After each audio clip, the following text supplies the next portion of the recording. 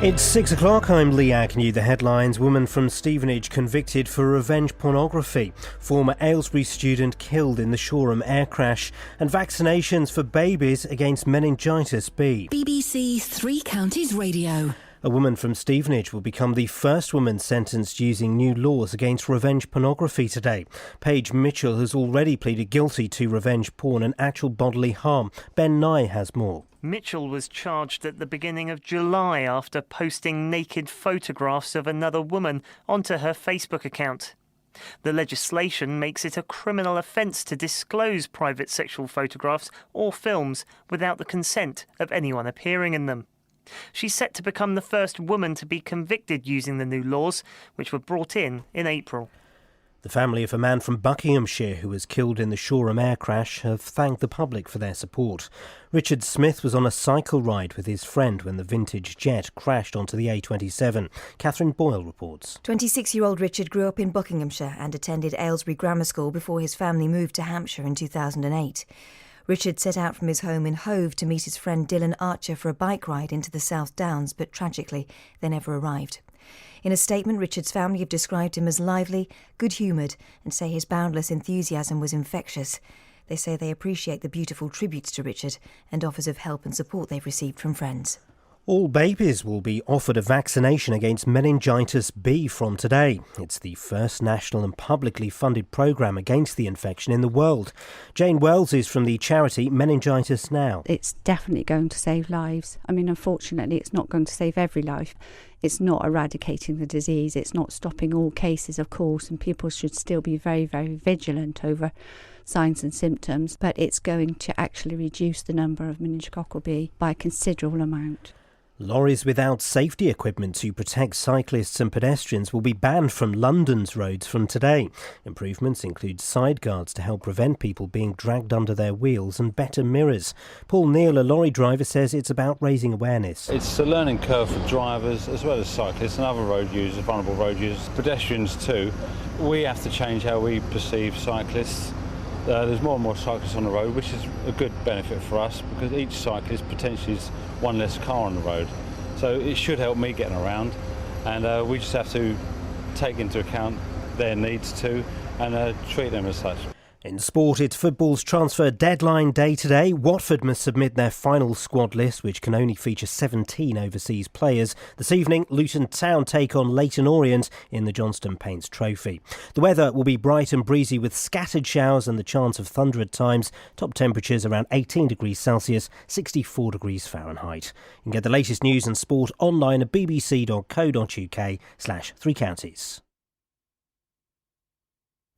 I'm thinking about this whole world. Late at night I think about the love of this whole world. Lots of different people everywhere. And when I go anywhere, I see love, I see love, I see love.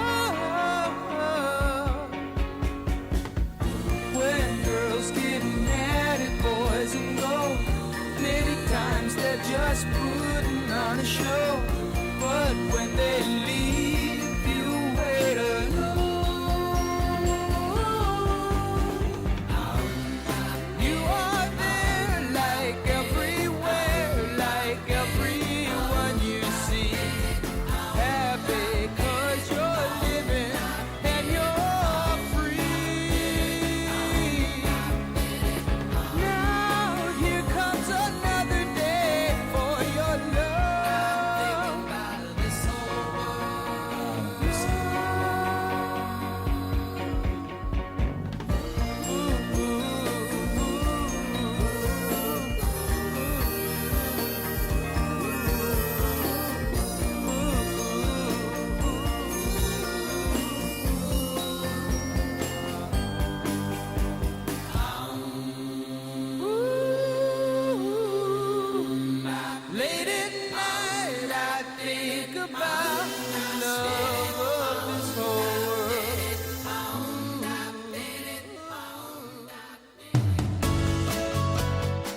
This is Iain Lee on BBC Three Counties Radio.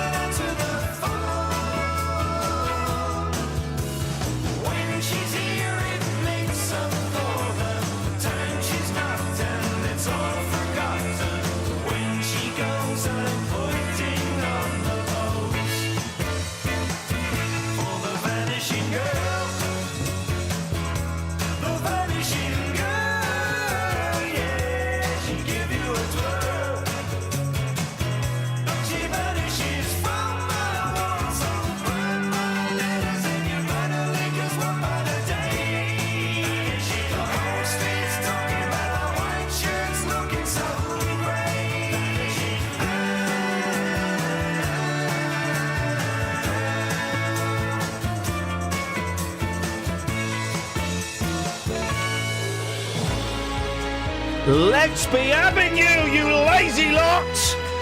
Get out of bed, for goodness sakes! 7 minutes past 6 already. So much has changed since we last spoke. I've got a dog, and I've had a gender realignment. What a weekend! What a weekend! You pull a face there, Catherine. Well, reassignment is the usual term. What have you done with your gender there? Yeah. You've got a dog? Yes. What dog? I've had it at mine. Where? It's at home. What is it? It's a dog. It's a little thing with 4 legs and it yaps. That's what they do. I got a dog, and there's not a thing you can do about it. Although if the legal owners find out where that dog's hidden, they can take it back.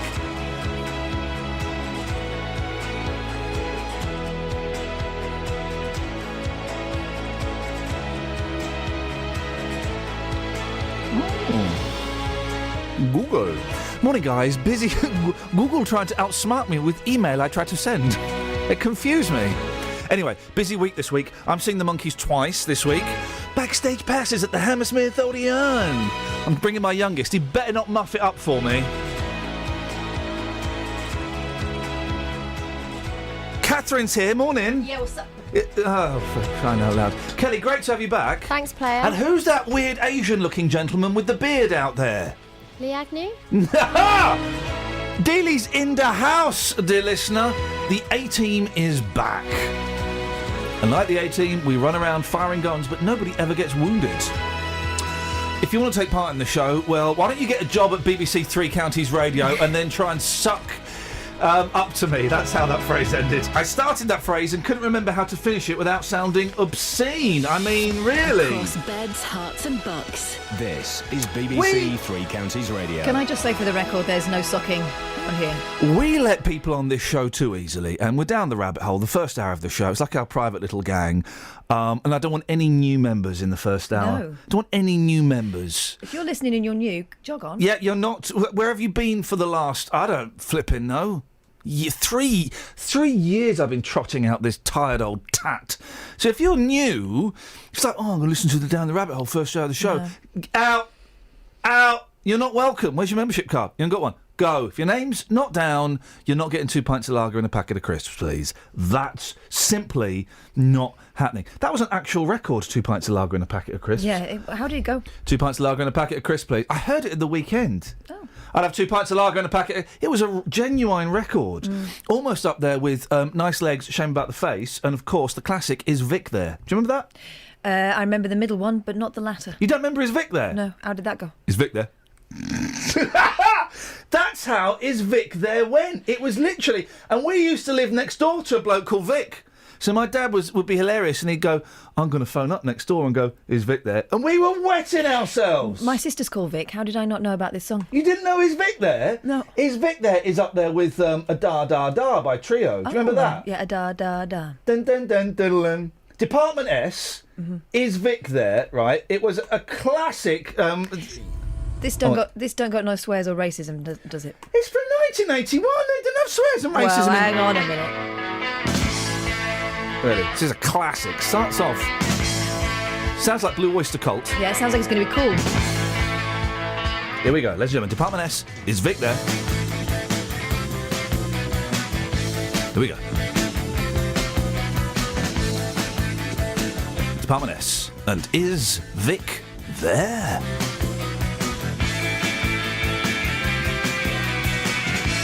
In a second, you're going to hear the lyrics from Department S's song, Is Vic There? Here we go. The night is young, the mood is mellow, and there's music in my ears. Yeah, not in this song, though, mate. It's Vic there. Oh, It's Vic There. I'm having this. It's good, isn't it? I hear ringing in the air, so I answer the phone. A voice comes over clear, saying, It's Vic there. I tell you what, we'll have that as the next record because that's good, isn't it? Yeah. It's Vic There. So, is he? We'll find out. Or she. Stay tuned. There's Vic There. I used to talk about Vic at school and people used to assume that my sister was an old man. I've met her and she is a lady. Although I've not got the test back from the laboratory, so I cannot be 100% conclusive. Now, 03459 455 555. A woman from Stevenage became the first female convicted for revenge porn. Will become the first female convicted for revenge porn later today. Paige Mitchell pleaded guilty to posting photographs of another woman as well as actual bodily harm. Catherine, what can you tell us about this? Well, Paige was charged at the beginning of July after posting photographs of another woman onto her Facebook account. Now, she's set to become the first woman convicted using a new law to stop revenge porn, which was brought in April. The law makes it a criminal offence to disclose private sexual photographs or films without the consent of the person who appears in them. Now, someone convicted of this could face up to 2 years in prison and receive a fine. Now, before this law, there were other ways to prosecute, but it was much more convoluted. Now, you've told us what revenge porn is. It's primarily, I would imagine, men doing this to women. Yeah, and, usually the victims are women, overwhelmingly so, but not exclusively. In a recent investigation by the Press Association, there was only one male to every 8 female complainants to the police. So the men are getting put up there, but not so much as the women. Stop it! These photos are often taken by former partners and then either shared on social media or used to blackmail them. 14 police forces were examined in the investigation, including Hertfordshire, with cases including a man in his 40s cautioned for harassment after sending naked photos of his former girlfriend to her boss. Oy. And a teenage boy accused of blackmailing his former girlfriend by threatening to publish nude pictures of her online. This new law, how effective has it been in stopping this? Well, according to an investigation by the Press Association earlier on this year, it showed that more people were being charged after this change in the law in April. And that's something the Crown Prosecution Service seems to be backing up too. The Director of Public Prosecution, Alison Saunders, has said that whilst it's too early to tell what effect this new law is having on prosecutions, anecdotally they're seeing more cases brought to them by police, so that's a good sign. However, campaigners are critical of the legislation, saying it doesn't go far enough. For example, the law doesn't cover fake photographs where someone might Photoshop your face onto somebody else's body and pass it off as real, which can still cause the same harm that a real photo might. And whilst there's been an increase in convictions, they're also concerned that the punishments are too lenient. OK, 03459 455 555. Dealey's back, and already there is a certain air of plumage. plumage and plumage. Plumitude. He has He's lent 10 quid to a bloke who thinks he's called Adrian. We'll discuss this in a bit. Let's get the trav first. Travel news for beds, cards and bugs. BBC Three Counties Radio. Looking at the motorways, there are no delays at the moment, but on the M1 between junction 12 for Flitwick and 11 for Dunstable, there's a lane closed in both directions while the roadworks go on, so that might cause some delays. In Hertford on North Road, there's temporary traffic lights at Bramfield Road, and the A40 in High Wycombe has roadworks at the junction for Chorley Road, so that could cause some queues too, but it's very quiet at the moment. On the trains, though, the 6:13 service from Milton Keynes Central to London Euston has been cancelled. Samantha Breath, BBC Three Counties Radio. Thank you very much, Sammy. Where are we? 6:15, Monday it's the 1st of September. Well, nearly Christmas. That's the summer over. Hope you had fun, guys. These are your headlines on BBC Three Counties Radio. A woman from Stevenage will today become the first woman to be sentenced for posting revenge pornography online. Tributes have been paid to a former Aylesbury Grammar School student who died in the Shoreham air crash. And all babies will be offered a vaccination against meningitis B from today. Do you want one, little baby? Would you like vaccination? Every weekday morning. One partially closed and the others didn't operate at all. I have contacted other companies who do it professionally, and they said it should have been anchored down. The JVS Show. It was looked over by the garage and they told me do not move the vehicle anywhere. It's a complete death trap. The JVS Show fights for your rights and tackles your consumer problems. I'm getting nowhere. I've tried on numerous occasions to talk to the manager of this company. If you need our help, email jvsshow@bbc.co.uk. So they said, we're going to contact the customer, we're going to have a chat, and we're going to make a gesture to that customer. And we could do the same for you. Without your programme, I don't know what you'd do in the morning. The JVS Show, weekdays from 9 on BBC Three Counties Radio.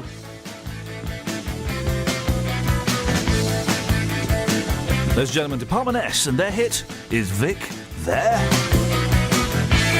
That's a great name for a band, by the way, Department S.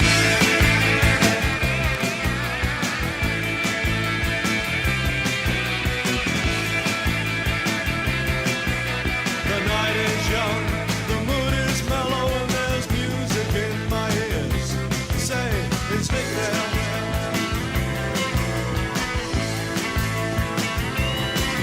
I hear ringing in the air, so I answer the phone.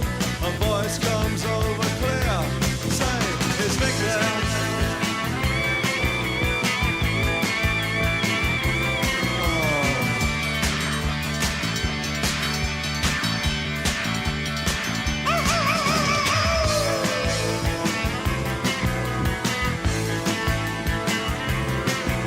The night is young, the mood is mellow, and there's music in my ears.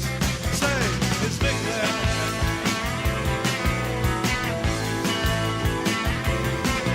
I hear ringing in the air, so I answer the phone. A voice comes over clear. Say, it's Vic there.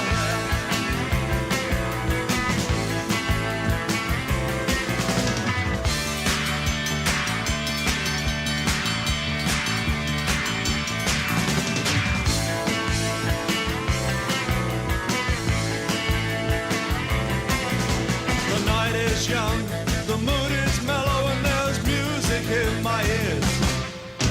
Is Vic there? Hello. Is Vic there? Is Vic there? Is Vic there? Is Vic there? Is Vic there? Is Vic there? Is Vic there? Is Vic there? Is Vic there? But Vic lived a man called Vic lived next door to us, and my dad would say when this was on Top of the Pops, got to number 22, so it's probably only on once, probably only happened once. Yeah, I'm going to phone up Vic next door and go, is Vic there? Here we go, guys. Here we go. This is the phone in for this morning. Ooh, all the. Thanks, guys. Jokes your parents or grandparents used to make whilst watching Top of the Pops. 03459 455 555. My granddad, God bless his soul, Grandad Bill, and I never saw it. He was like me. He was very lanky and gangly. Apparently did a mean Mick Jagger impression in the 1960s. He would do the dance, do that and the lips. and I've only ever seen my mum do impressions of my granddad doing impressions of Mick Jagger. Two phone-ins.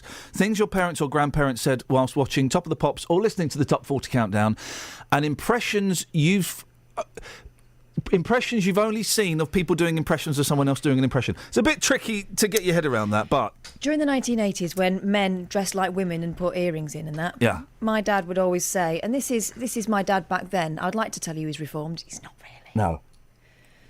He would say, man with an earring is either a puff or a pirate, and you don't see many pirates round here. Yeah. There used to be an ear, didn't there? What was the gay ear? I don't know, By the because way, it used to guys, shift according to you taking the mickey out. If you want to start a band, Gay Ear is a great name for a band. You can have that. You can have that. I read a brilliant book when I was away on holiday by Mark Ellen, who is...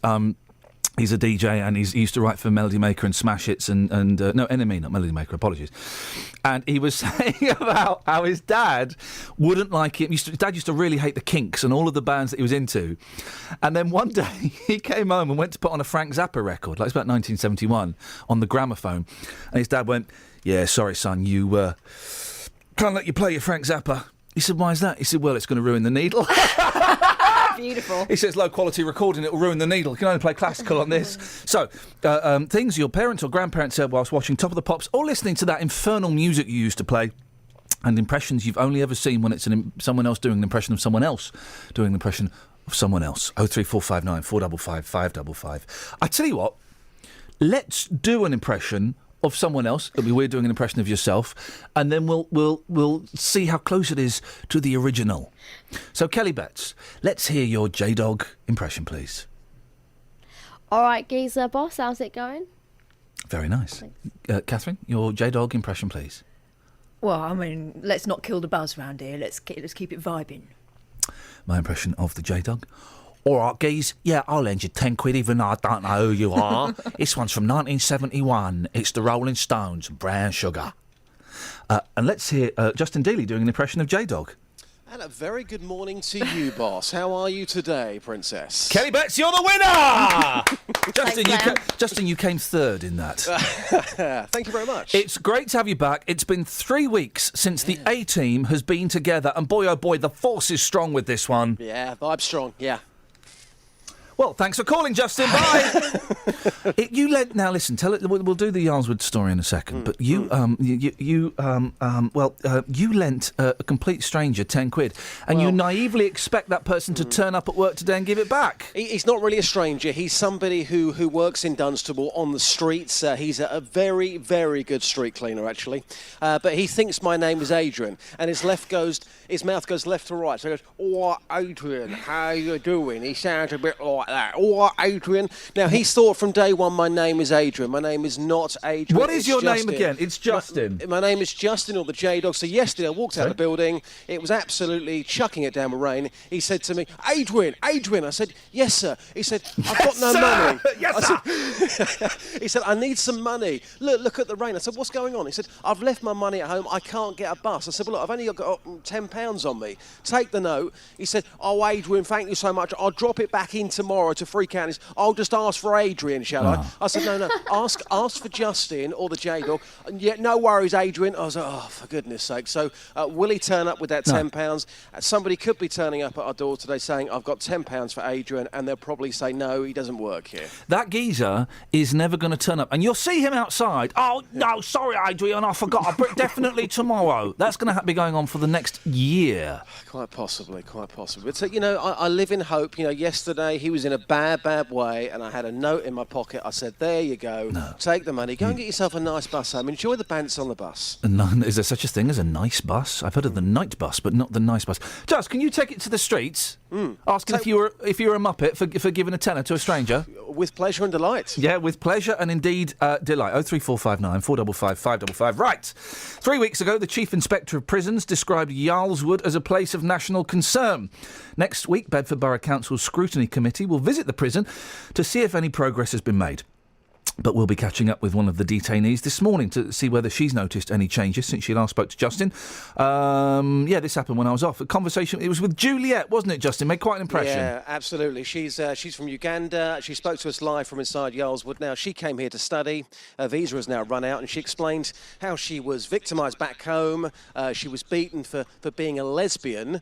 It sounded absolutely horrendous. I had a lot of sympathy on the day. Sadly, other people who phoned in on the day thought her story didn't really add up, and they had no sympathy. So I found that day quite tough, actually. I just thought, here is somebody who's in a terrible way. She needs help. And other people on the day, well, they just didn't believe her story. What did the report say? Well, this is the report from Her Majesty's Inspector of Prisons, and it wasn't very complimentary at all. In fact, it suggested that conditions at Yarlswood were actually worse than when they were inspected 2 years ago. After his inspection, the Chief Prisons Inspector, Nick Hardwick, said that it showed that women waiting for a decision about their immigration status should only be detained as a last resort, and outlined what he wanted to see changed. First of all, I think there need to be time limits on the length of time that people can be held in Yarlswood. Women aren't there because they've broken a law and a court has sent them there. They're detained on the say-so of a civil servant. I think there should be time limits to that. And then secondly, I think there need to be much stricter rules to make sure that the most vulnerable women aren't detained. And the managers responsible for that process need to be held accountable for making sure that happens. So the words there of Nick. One group of women who fall into that vulnerable category is pregnant women. The inspectors found that 99 women detained in Yarlswood. That's despite the Home Office policy of only detaining pregnant women in exceptional circumstances. And what did the Home Office have to say in response to the report? Well, a spokesperson said that a number of the findings in this report are extremely disappointing. Working with our partners, we want to make sure standards in the centre improve, especially regarding the provision and delivery of healthcare. We are committed to treating all detainees with dignity and respect. So that's briefly what they had to say in their statement. And I'm speaking to Juliet. I missed all of this, so just give us a little bit of a background to Juliet. Yeah, I mean, again, Juliet's story absolutely fascinating. She'll be talking to you hopefully live from inside Yarlswood later. She's from Uganda, seeking asylum because she fears for her life if she returns home. She's been in Yarlswood now for nearly 6 months or so, and she's still waiting to find out what is going to happen to her. Now, she says that she hasn't seen much change since the report 3 weeks ago, but she says the atmosphere has been tense. It's certainly a fascinating story, and as I said to you before, Ian, I've got every sympathy for her and her case. Dealey, it's good to have you back. This song's going to make us late for the trav, but do you know what? I don't care.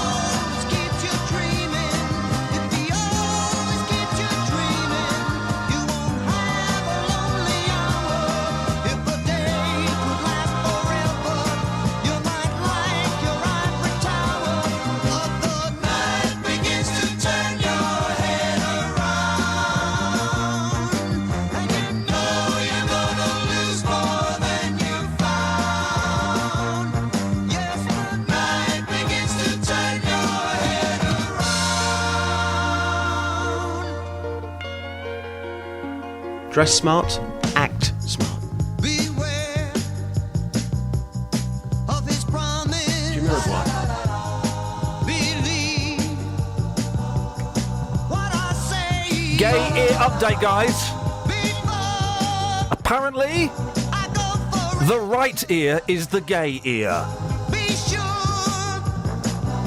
of what you say, for the words may come too easy. If you don't believe I'm leaving, and goodbye may come too quickly. If you really think he loves you, if you really think he loves you, you would give your love so sweetly. If the day could last forever.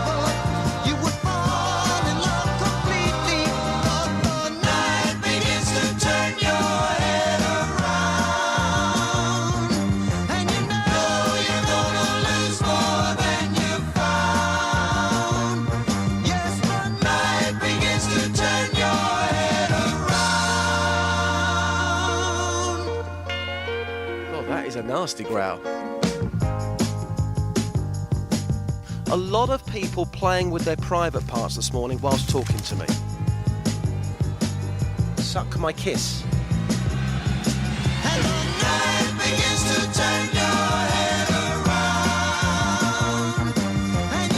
Morning! Iain Lee, BBC Three Counties Radio. What did your parents or grandparents say when your favourite bands came on top of the pops? I'm guessing if you're of a certain age, there was a lot of confusion, excitement. This is the order that dads would have reacted to Boy George in the 80s.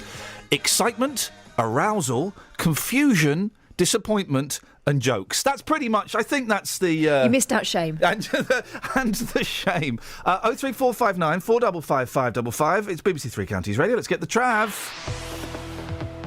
Travel news for beds, cards and bugs. BBC Three Counties Radio. On the M1 in both directions between junction 12 for Flitwick and 11 for Dunstable, there's roadworks, so there's the lane closed each way, but it's moving fine at the moment. Expect some delays there later on though. In Hitchin on Fishponds Road, that's closed between Bedford Road and Burton Avenue in both directions. And in Chalfont St Peter on the A413 on Amersham Road, at the junction from Misbourne Avenue, there's roadworks there, which could also cause some queues. And the A14 High Wycombe has roadworks at the junction for Chorley Road. On the train to 6:35 service from Milton Keynes Central to London Euston has been cancelled. Samantha Breath, BBC Three Counties Radio. Across beds, hearts and bugs. This is BBC Three Counties Radio.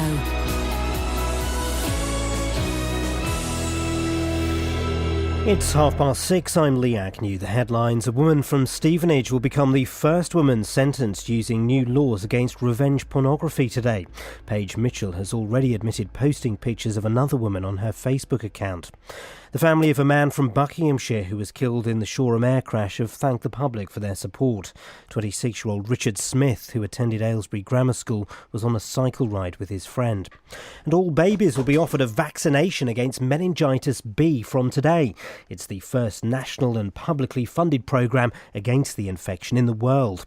The weather will be bright and breezy with scattered showers with the chance of thunder at times. Top temperatures around 18 degrees Celsius and 64 degrees Fahrenheit. Three Counties Sports. BBC Three Counties Radio.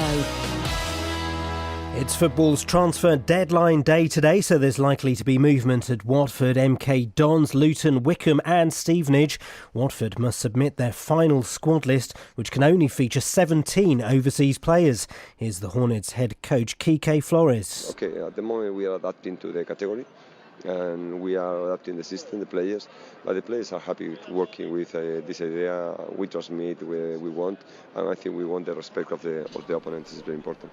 Luton Town take on Leyton Orient tonight in the Johnston Paints Trophy. Hatters boss John Still is set to make further changes to the team following Saturday's home defeat against Portsmouth. We have loads of strength and energy and power, and we need to get that to the fore. And to be fair, it showed the other day. We're getting better, and we're capable of putting a good run together, so we'll keep working. In non-league football yesterday, Boreham Wood were beaten 2-1 by Dover in the National League. In the South Division, St Albans drew 2-2 with Hemel Hempstead and Bishop Stortford were beaten 3-1 at Wealdstone. England's cricketers beat Australia by 5 runs in their 2020 match in Cardiff. England made 182 with Australia just falling short.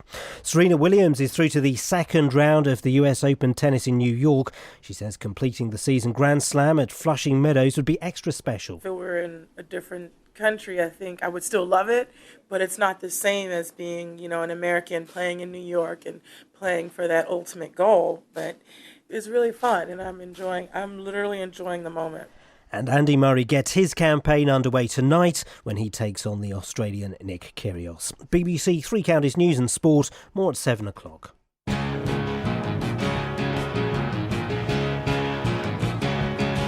got to patch it up, baby, before we fall apart at the seams. We got to patch it up, baby, we can't time unravel our dreams. Let's go back and touch the past. One more night is all I ask. Get that feeling, that old feeling, feel it healing. Oh, I've got a great phone in. It's just come to me. It's just come to me.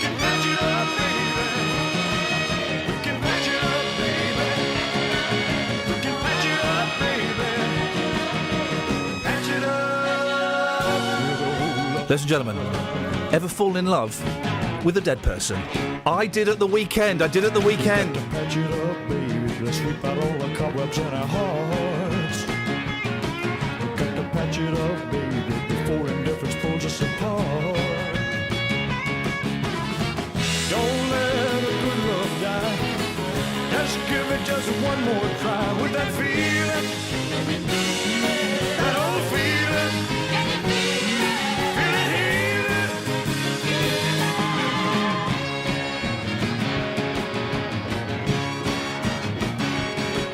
We can patch it up, baby.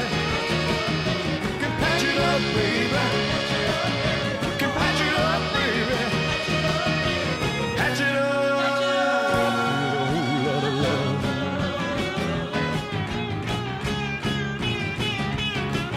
We can patch it up, baby. We can patch it up, baby. We can patch it up, baby. Patch it up. With a whole lot of love.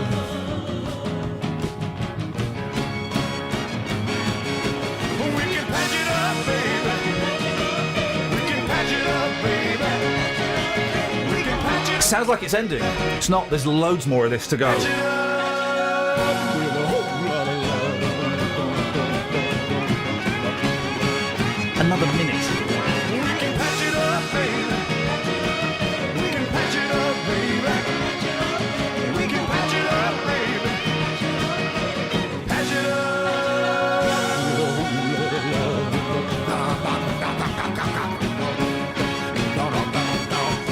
We can patch it up, baby. We can patch it up, baby. We can patch it up, It's another 2 minutes of this. patch it up.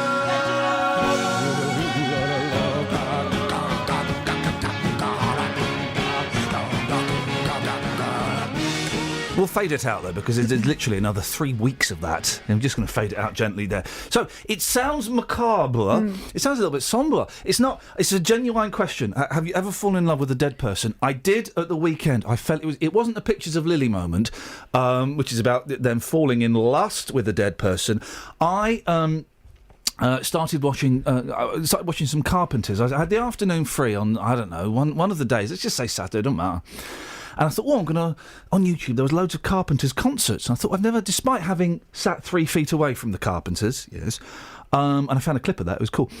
I'd never seen the Carpenters live, so I'm going to watch some Carpenters. I had it all lined up. I'm going to watch hours of the Carpenters. And I started with Carpenters live at the BBC. I think it's 1971, in concert.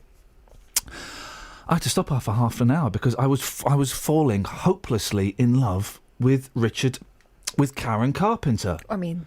Probably stood equal chance, but I fell completely in love with, and it wasn't lust. I just thought, she's beautiful. And when 1971, she was stunning, and she was a beautiful young woman, busy mouth, long face, busy mouth, too many teeth, and I just thought, oh my darling, you are so vulnerable. I want to take advantage. No, I didn't.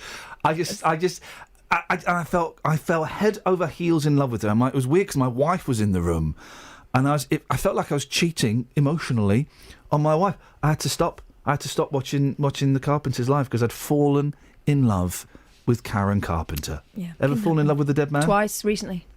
Who? George Harrison. Oy. Dennis Wilson. Oy. I mean, both of them I think I could take care of. Oh. In a very real sense. Dennis Wilson was very... Kelly, ever fallen in love with a dead man? No, mate. Okay. Carly, never fallen in love with a dead woman? No. Or man, I don't know. Don't think so. You don't... it's gone from a definite no to a I don't think so. So there's a possibility. I've only just woken up. What about... OK, well, have a little think about this. Marilyn Monroe. No, definitely not. Really? Not love with Marilyn Monroe. Lust. Love. Let's play love or lust. No, not even lust. We're gonna... Excuse me? No. She's not your flavour. No. Tell you what we're going to play. Colin, we're going to play a quick round of love or lust, OK? Well, I haven't got long. Mate, what's wrong? I rang you up. Have you been to see the doctors? No. What, the why hospital? I rang you up is to remind you, in case you don't know. How long have you? Listen. Colin, how long have you got? What we're talking months, weeks? What is it? Not like that, you idiot. Minutes. Yeah. Two of your... If you don't hurry up, I'm going to finish you off. Listen, two of your monkeys are on the BBC breakfast. Yeah, I know, the monkeys. The monkeys are on... Guess what? Okay, so the monkeys, right, they're playing I this... just wanted to remind you. The monkeys today, right, bearing in mind they're my favourite group. Yeah, They're I know. on that's Simon what Mayo I'm on reading. Radio 2. They're on BBC Berkshire. They're on BBC Essex and a load of other pony BBC stations. But Where are they this morning? Let me tell you something. Yeah. When you were off, they sent a press release round saying, monkeys are coming, do you fancy an interview? The monkeys is So coming. I said, yeah. Yeah. And they said, he's already spoken to them, we'll see what we've got left. And I thought, well, why did you ask me then? You cheeky... Anyway, doesn't matter. We got Glenn Tilbrook coming on tomorrow's show. Anyway, they're on the Hello? sofa Hello? at 8:50. What, at your house? That's weird. You better let them go, mate. Colin, at 8:50, he's a bit busy. Well, Thank you. Is your Glenn Tilbrook story that he took the concert outside? Who, mine? Yeah. Yeah, but you've said it in a rubbish way. but I Well, no, just- that's pretty much it. Glenn Tilbrook's on the show tomorrow, guys, from Squeeze, 8:30. And this week... But he took all of us, the crowd. Yeah. You know, he let them played. Yeah, I remember you told went me. from electric to unplugged. You told me, yeah, you It was remember a it nice now. day. He's on the show tomorrow. Why don't you talk to him? Off That air, would not be on my time. disaster. And then we've got one of the biggest rock stars of the 1960s on the show this week. And I'm not saying who. I'm not saying I'm who. just thinking who's left. It's and it's not on the list. I'll tell you. Yeah, you see. There you go. Oh, You I see, one see. of the biggest. More hit singles than the Beatles. Anybody? Yeah. More hit singles than the Beatles. And from a proper place. Don't be such a plumage. It's true. What? Okay. Love or lust? Always. What? No. Let's play Love or Lust. Go. Oh, hang on. Click me back. Sonia. Oh, come on. Lust. Okay. The Pasadenas. Oh, that's going to be lust all the way, isn't it? Do one for Kelly. Kelly. I'm just thinking what your vibe might be. Can I just try something? Can I throw one? Rod Stewart. Rod Stewart. Love or Lust? What if it's neither? It's got to be You've one got or the to other. choose one. It's got to be one. Really? You've either got to sleep with them or marry them. You have to feign one. Lust, then. Oh, you do it. Yeah, you Over and done dirty. with. Uh, I'll pretend he's Wurzel Gummidge. All right, here's one. Jagger. Lust. All right, here's one for you. Ian Brown of the Stone Roses. Oh, no. No, you've got to do I one. wouldn't have to do out with him, would I? He'd be asleep. You've got to do one or the other. You have to wake him up. Oh, I couldn't love him. No, after he made me watch that flipping awful film over the weekend. He said it was excellent. It was rubbish. what film I don't was think he this? even saw it. What film? Northern Soul. Oh, God. Was it rubbish? Because Yeah, I'd heard good it things. wa- I was going to download that legally. No, you don't need to download it. I bought it for your birthday, but you probably haven't even unwrapped No, it. you gave me the book. No, I think I gave you the DVD. No, as mate. well. No, you didn't, mate. Oh, well. You didn't. You're welcome, because it was rubbish. You gave me the book, not the DVD. You didn't give I me. thought I gave you both. No, mate, you didn't. So you owe me a All right, good. well, that was what I was prepping for Christmas, but you're not going to get it now, and You that's owe- my gift to you. You owe me a good DVD. I've given you a good DVD today. That doesn't count because that wasn't part of the deal. Oh. Share. Sorry. Well, no. Okay, we can share it. You can have it. You can have it. Because I've seen it. You mean the pop singer? Anyway, Ian Brown. Okay. I could probably manage a bit of lust. Okay, Cher. Now, Cher breaks down into categories, okay? Oh, Literally, yeah. literally, she's so plastic. 60, OFS, old-fashioned share. 60s Cher, OFS, love. 80s Cher, lust. Modern Cher... Bath chair. No. Modern Cher, do you know what? Lust. I think she's probably a hoot. What's that euphemism for? Horny, old... Over the top, old... Tramp. Gypsies, tramps and thieves. I think she'd be a whole lot of fun. Yeah, she'd be great. She just tweeted yesterday. Someone retweeted She that I tweets a followed. lot and she spells it wrong. That puts me off a bit. She just tweeted, "What's going on with my career?" It's doing all right, Cher. It's doing all right. Travel news for beds, cards and bugs. BBC Three Counties Radio. It's starting to get busier on the M25 anti-clockwise between junction 16 for the M40 and 15 for the M4 at the Thorney interchange. On the North Orbital Road, it's slow at the M25 junction 21A roundabout. And in Aylesbury on the A41, there's roadworks at Gatehouse Way, so expect some delays there. And in Stevenage, it's looking quiet at the moment, but on Hitchin Road, there's a lane closed for water mains works between Gunnelswood Road and the Corys Mill Lane at Lister Hospital roundabout. And looking at the train departure boards, the 7:05 train from Watford Junction to London Euston's been cancelled. Samantha Bruff, BBC Three Counties Radio. Thank you very much, Sammy. 6:45, Monday, the 1st of September. I'm Iain Lee. These are your headlines on BBC Three Counties Radio. A woman from Stevenage will today become the first woman to be sentenced for posting revenge pornography online. Tributes have been paid to a former Aylesbury Grammar School student who died in the Shoreham air crash, and all babies will be offered a vaccination against meningitis B from today. Do you want one, little baby? This is Iain Lee on BBC Three Counties Radio. Dash, easy press. I'm gonna ride that tunnel till the baby said you keep it locked down. Throw away the key. My second home is known as New York City. New York City, New York City, New York City. Just remembered we got to do weather. Beds, Herts and Bucks weather. BBC Three Counties Radio. Who's on the weather today?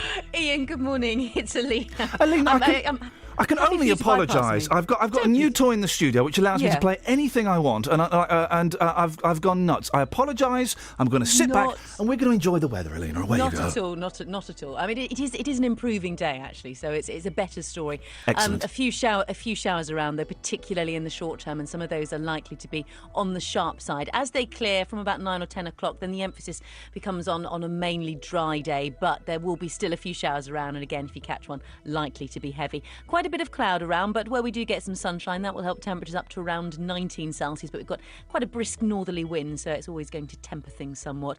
A few spells of sunshine to end the day, then the night will be mainly dry, 1 or 2 showers passing through from time to time, but few and far between.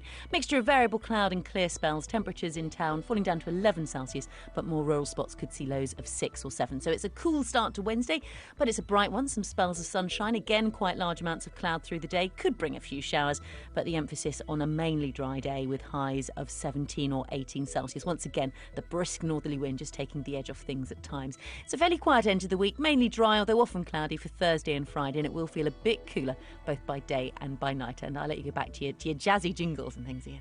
Thank you very much indeed. It's what we're famous for, our jazzy jingles. Oh, bum. Oh, I've done something now. Here we go. Lockdown, throw away the key. My second home is known as New York City. Your limp leg, you're trailing behind me. I jumped the turnstile, you had to pay the fee. Meet me down on Orchard Street, collecting dirty looks from the hot mommies. I sail the streets of Soho, yo ho ho, give me the booty. You can smoke my trees and Yaga Hoy, it's a nipple season. In the run, What's going on there? What's going on now? It's all stopped. Oh, let's try. Hang on a minute. Why is that going on there? Hang on. Let me try this. What? The computer's broken. Listen to this. Hang on a minute. Yeah. A doctor who posed by a woman's genitals as she gave birth was sacked in Malaysia after the snap became a Facebook hit. Her snap became a Facebook hit. Oh my God. Flippin' heck. Wowzers. I mean, wow. How many likes did it get? How many thumbs up did it get? Loads of thumbs up. Did it have loads of thumbs up? Yeah. Wow. I mean, she was having a baby. What would you call that? I'd call that a Velfie. Let's try this.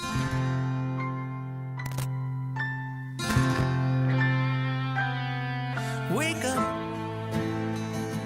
put your shoes on, take a breath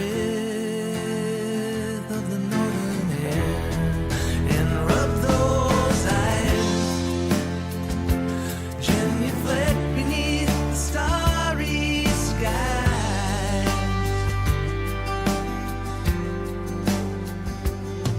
Before you climb the mountain,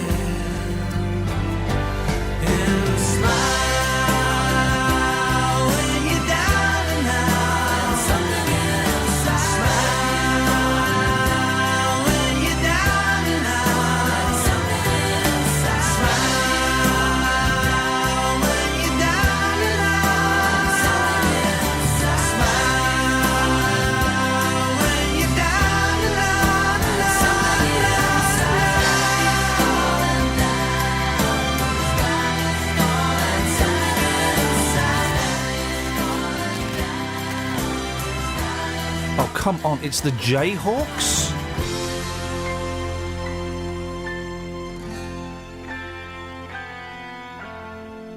If I ever did a music show on this station, then I just play Jayhawks albums all the way through. So I've got an idea for a music show. Okay, and I'm going to pitch this to the boss. Right, £20. You get £20 budget a week, and you have to buy the music for £20. You have to go to like charity shops and record shops and stuff, and you've got £20, and you have to buy, and that's where the music comes from. That's a great idea. The thing It's a good idea, isn't it? Yeah. Right, we've rinsed out the charity shops around here, haven't we? No. Because this is the thing. The charity shops always have a secret stash backstage. What do they call it backstage? Out the back. In the stock room. In the stock room. They have a secret stash. And so they just put... Because the one around the corner that Colin works in, I managed to go in Colin's back entrance. Did you? Yeah. He's never invited me in there. Colin said, do you want to come round the back? And I said, oh, of course I do. And I went round the back. It was a really tight squeeze, a tiny little crack. And I went round the back. And while I was there, I saw loads of good records. Because, can I say, Dunstable, very Cliff heavy. Cliff, Valdunican. Well, they're waiting the outcome, aren't they? Well, I don't know. Someone's had a proper clear out, and Cliff, it would seem, is out of favour. There's always a lot of Cliff in charity shops. It's because of his target audience, I guess. Has Cliff ever recorded an album called Cliff Face? And it's his face on Mount Rushmore. Cliffhanger. Has Cliff ever recorded an album called Cliffhanger? And is Cliff in the 70s? Did he release an actual cliffhanger? And it was a coat hanger with his face on, and you could hang your coat on. We need to write this stuff down. What was the other one you just said? Cliftoff. I bet he is. He is with us. Your Cliff Richard puns, please. You cliff me up. Sir? You cliff me up. He's got a Cliff palate. Oh. No? Oh. No? No. Your Cliff puns, please. 0345. Scott didn't like that song. 03459 455 555. Justin? On the edge with Cliff. That doesn't make any... No. On the edge of a cliff. On the edge with Cliff. Songs which are a little bit edgy. He did do Wuthering Heights, didn't he, because of Heathcliff? Yeah. Yeah. He didn't do it because of Heathcliff. Yeah, he did. Of course he did. My mum went to see that show, and he was on it all the time. By the way, Dealey... When I was away, yeah, were you rude about Cliff Richard on this show? No. We weren't rude, were we? Right, okay. Let me just go through the facts here. I deal in fact, not fiction. That we know that, yes. Okay, I was expressing my story about the fact I shared a lobster with Cliff Richard a few months ago, and your producer, who looks all innocent, she was the one knocking Cliff, not me, boss. Wasn't knocking him. I just said, I wonder if you can find someone who likes Cliff and is under 60. We found about 3. Yeah, if that. Okay, so... And then that got put on a forum and turned Yeah. into, we hate Cliff, we're probably going to make some sort of attempt on his life at some point, and we hate everyone who likes Cliff. Never said that. Well, can I just say this? Lynn Crawley, on the 22nd of August, posted a little comment on the Facebook page. I'm sure it was really reasonable, because Cliff fans are, aren't they? Absolutely disgusted by BBC Three for allowing this, and I've never seen this phrase used, young upstart.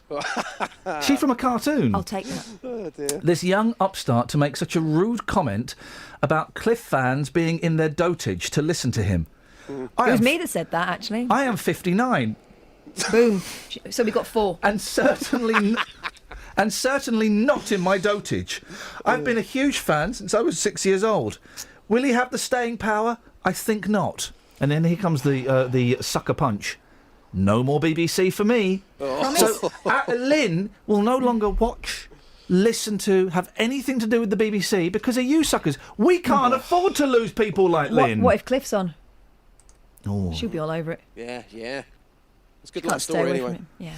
I've replied, you're not going to watch or listen to the BBC because someone said Cliff fans were old. On the basis of that, I'd have added the word sad as well. Boom. Justin. Yes, boss. You've taken the fact that you lent in inverted commas. I say give. Give. You gave a tenner to a stranger. You ain't never going to see that back. Yeah. I think you're a numpty. You've taken it to the streets, Justin. What's been the reaction out there? Well, it was pouring down with rain, and I thought, you know what, as a good human being with a big booming heart, I thought I would lend somebody the money to get themselves a bus home because they'd forgotten their cash. You think I'm a muppet. I've taken this one to the streets. Yeah. Here's what the streets had to say. Sir, nice hat, nice beard. Would you lend somebody £10 that you kind of knew to get a bus if it was pouring down with rain, would you do that? I would, yeah. I did the same. And the guys back in the studio think that I'm a muppet. How would you respond to that? Well, I wouldn't lend it to him again if I didn't get it back, so I can afford to lose a tenner. I'm not going to fall out over someone over a tenner. If you didn't get it back, would you send the boys round? No, not for a tenner, no. For 20? No. 30? No. When would you send the boys round? I wouldn't lend that much money to somebody to have to send somebody round for it. Rob, how's it hanging? Not too bad. Excellent. Rob, if you kind of knew somebody and it was chucking it down with rain and they said, look, I'm desperate to get a bus home, I need some money, would you lend the cheddar? All depends on what circumstances they're in. If it's badly raining, then maybe, yeah. If I had money, then perhaps I would help that person out. So if it was chucking it down, you would do. What if there was a rainbow in the sky and there was sun 1 minute and rain the next? So it was kind of intermittent.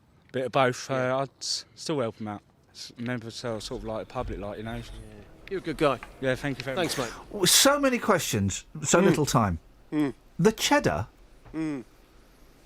Just a straight term, mate. It's a straight term. But what does it mean? Oh, hang on a second. Hang on. How long you got here, boss? Well, minus 10 seconds. Go on, you can have what you want. Oh, sir, thanks very much. That's all right. Thanks. Thank you. He just turned up with the money. Thank you You're very much. joking. No. Did that just happen live on air? Yeah, he just turned up with the £10. Hey, get hold on, on. boss. Oh, boss, hold on. Sir, what do you think my name is? Adrian. Travel news for beds, cards and bugs. BBC Three Counties Radio.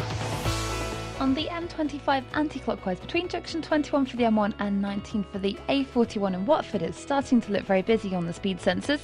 The A1 southbound is queued from the Hollyon approaching the Stirling corner at Barnet Lane, and in Chalfont St Peter on the A413 Amersham Road. There's roadworks at the junction from Misbourne Avenue, which could cause some delays. On the train departure boards at the moment, there are no major delays showing up so far. Samantha Bruff, BBC Three Counties Radio. Well, we couldn't have worked out any better if we planned it. How wonderful. 034... Oh, Dealey, could you take Ever Fallen in Love with a Dead Person to the streets, please? Be gentle, be gentle. Local and vocal across beds, hearts and bucks. This is BBC Three Counties Radio.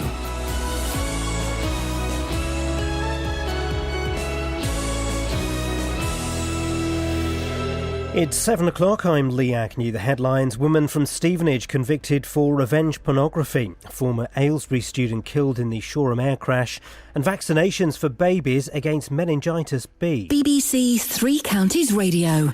A woman from Stevenage will become the first woman sentenced using new laws against revenge pornography today. Paige Mitchell has already pleaded guilty to revenge porn and actual bodily harm. Ben Nye reports. Mitchell was charged at the beginning of July after posting naked photographs of another woman onto her Facebook account. The legislation makes it a criminal offence to disclose private sexual photographs or films without the consent of anyone appearing in them. She's set to become the first woman to be convicted using the new laws, which were brought in April. The family of a man from Buckinghamshire who was killed in the Shoreham air crash have thanked the public for their support. Richard Smith attended Aylesbury Grammar School before his family moved to Hampshire in 2008. He was on a cycle ride with his friend when the vintage jet crashed onto the A27. Our reporter Paul Sortell has been reading a statement from Richard's family. Richard was a lively, good-humoured 26-year-old. His passions in life were for his family, friends and his beloved bikes. His boundless enthusiasm was infectious. He was a truly wonderful, caring and loving person, and he leaves behind his partner Victoria, his parents and two much-loved brothers, William and Edward. He'll also be sorely missed by all who knew him. All babies will be offered a vaccination against meningitis B from today.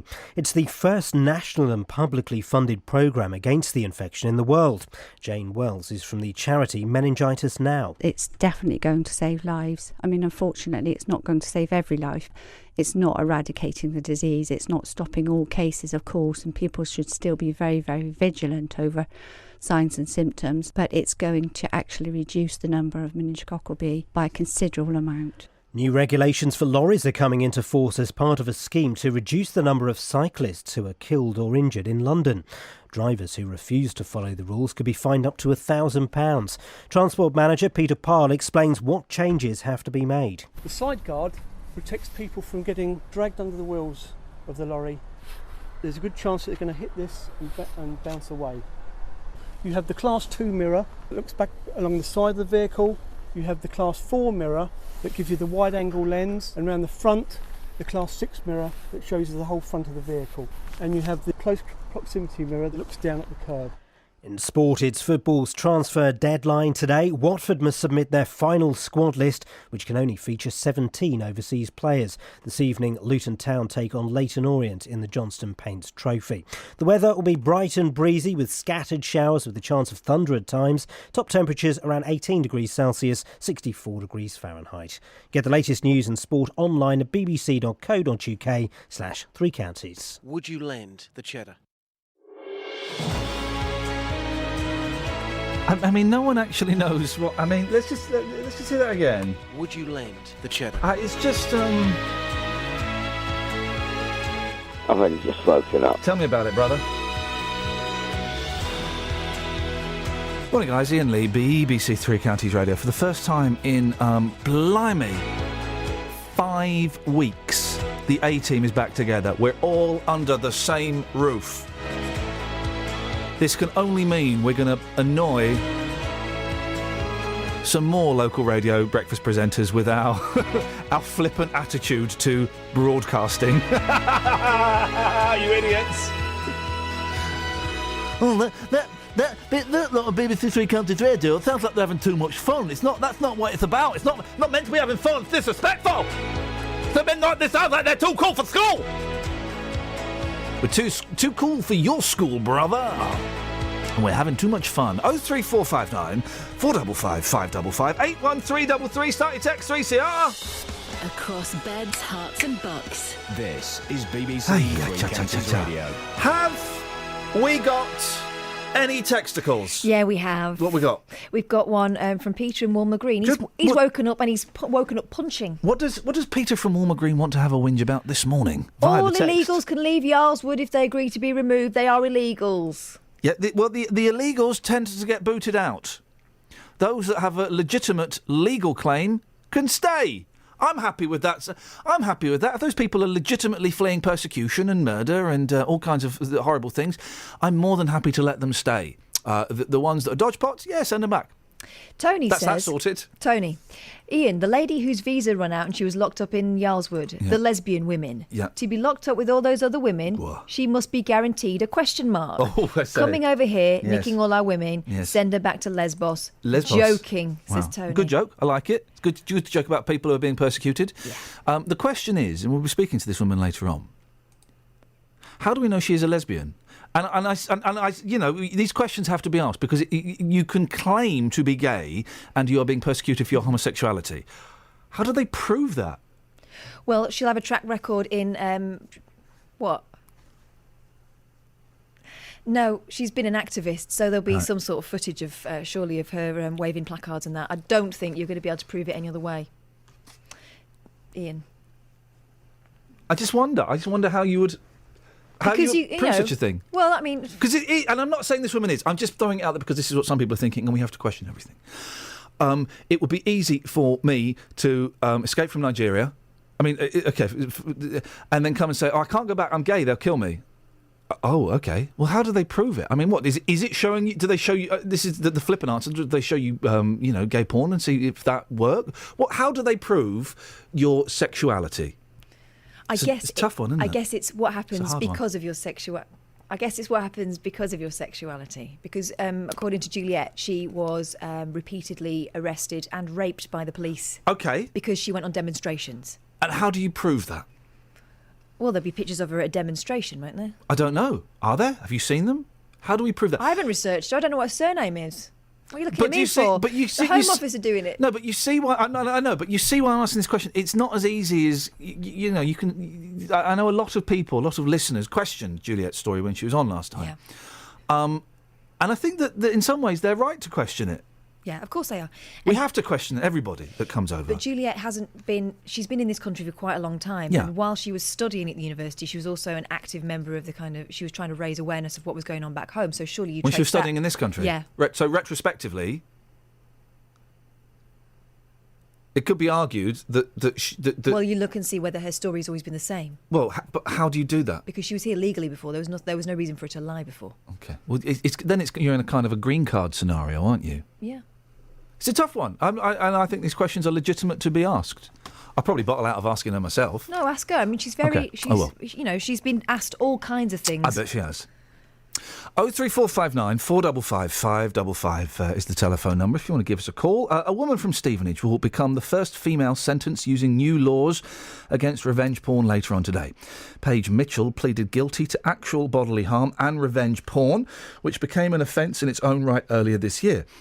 Dr. Emma Short is a psychologist for the National Centre for Cyberstalking Research at the University of Bedfordshire and joins me now. Morning, Emma. Good morning. This legislation, it's early days. Is it working? Can we tell that yet? Well, there have only been a small number of cases that have been brought to court, and most of those have been prosecuted by the looks of things. The sentencing varies a lot, but it does seem to be something that works in court. Why do people do it, first of all? The revenge porn? Yeah. Or the action of that? Well, this is one of the things that we're not absolutely sure about. We don't have great figures about the prevalence, the motivation of people and why they do it. But there's a lot of speculation about why they do it, and some of it does seem to be about the breakup of a relationship and the immediate feelings of revenge and anger that people have. And often in that case, people have no idea of the consequences that they are going to create for the victims. But there are lots of other cases that are much more organised and serious, that involve misrepresentation of the victim and are clearly much more thought out. It's interesting because if I hear of a man doing this to a woman, I think, oh, that's terrible, that's outrageous. And then I read a story in the paper at the weekend, and my knee-jerk reaction, before my intelligence kicked in, or my intellect kicked in, it was a woman who had done it to her husband. She caught her husband cheating with a female friend, and so she WhatsApped all of his friends some pictures of them having it. And my knee-jerk reaction was, yeah, good girl. And then, of course, the intelligence kicked in and thought, actually, that's really inappropriate and horrible. Do we view it differently when it's a man doing it to a woman and the other way around? I think we probably do. When you look at all of the research we've got, from charities like Women's Aid and so on, there is a very negative view of women being sexually active compared to men. And this is where all the victim blaming comes from as well. If a woman is revenge porn, quite often there are negative judgments about the fact she was sexually active at all. Yeah, we do. It's weird, isn't it? I can't remember what book I was reading at the weekend, but we do still have that image that if a bloke's having it away, good on you, fella. It's slightly simplistic, and if a woman's doing the same, then she's a slapper. And I'm not saying that's correct at all, but it's odd, isn't it, that we it's okay for. It's kind of okay for blokes and perceived as being worse for women. Yes, totally. And I think this happens throughout the generations as well. The sort of teenagers that I've talked to about issues like this, they still find the same. If sort of activity, any kind of sexual activity sort of emerges in a school or a college environment, boys are very often still kind of applauded for that, and girls are judged very negatively. What effect does it have on the victim? The person who's featured in those pictures or those movies that are put online? It's absolutely massive, and the way it spins and spins and spins, you might post the pictures to just a few people or put them on Facebook, but quite quickly things like amateur porn sites, even the professional revenge porn sites, will pick up on images, and within days or weeks there might be tens and thousands of hits on those images. And that's the thing, isn't it? It's one thing in the old days there being a VHS tape floating around, but once you put it online, that's the genie out of the bottle, isn't it? There's no guarantee you're going to be able to get that image back. Yeah, absolutely, and it's let's just take for granted that the emotional impact, fear and distress is massive, but also in terms of your future opportunities. Microsoft recently commissioned a survey that said 80% of the potential employees will get intelligence about applicants from online, and about 70% of them will discard some of the applicants based on what they find. That's your future. Emma, really interesting talking to you. Thank you very much indeed. Dr. Emma Short, a psychologist for the National Centre for Cyberstalking Research. 03459 455 555. Local and vocal across beds, hearts and bucks. This is Iain Lee. BBC Three Counties Radio. 03459405555 is the... Oh, do I keep saying Monday? Someone's texted. Please remind Iain it's Tuesday. Have I kept saying Monday? I haven't noticed, but it's bank holiday hangover, isn't it? I've got the bank... Well, 2 weeks off, then come back for 5 days, then it's a long weekend. I can only apologise, guys, but if let's be honest, if you're relying on me to tell you what day it is, you're all screwed. Seriously. It's because you did it a couple of times last week. Did what? Gave the date, the time, everything. I mean, you don't need that stuff, guys. You don't need that stuff. Just, I don't know, look at your watch or your telefono. It's Greek for telephone. Is it? Yes, it is, telefono. Oh. Πού είναι το telefono μου? Εδώ. It's there. Yeah. Oh. It's nice, isn't it? Πού είναι το αυτοκίνητο μου? Εκεί. Θέλω να αλλάξω 100 λίρες, παρακαλώ. Don't need to do that anymore. Όχι. Have we got any texts? Yes, we have. Ian, Cliff should bring out a line of tinned fish. Here we go. Cliff's pilchard. Like Richard, but pilchard, says I Matt. used to go to school with a kid called Cliff Pritchard. Did you? Cliff Pritchard. That was a deliberate thing by his parents. Cliff.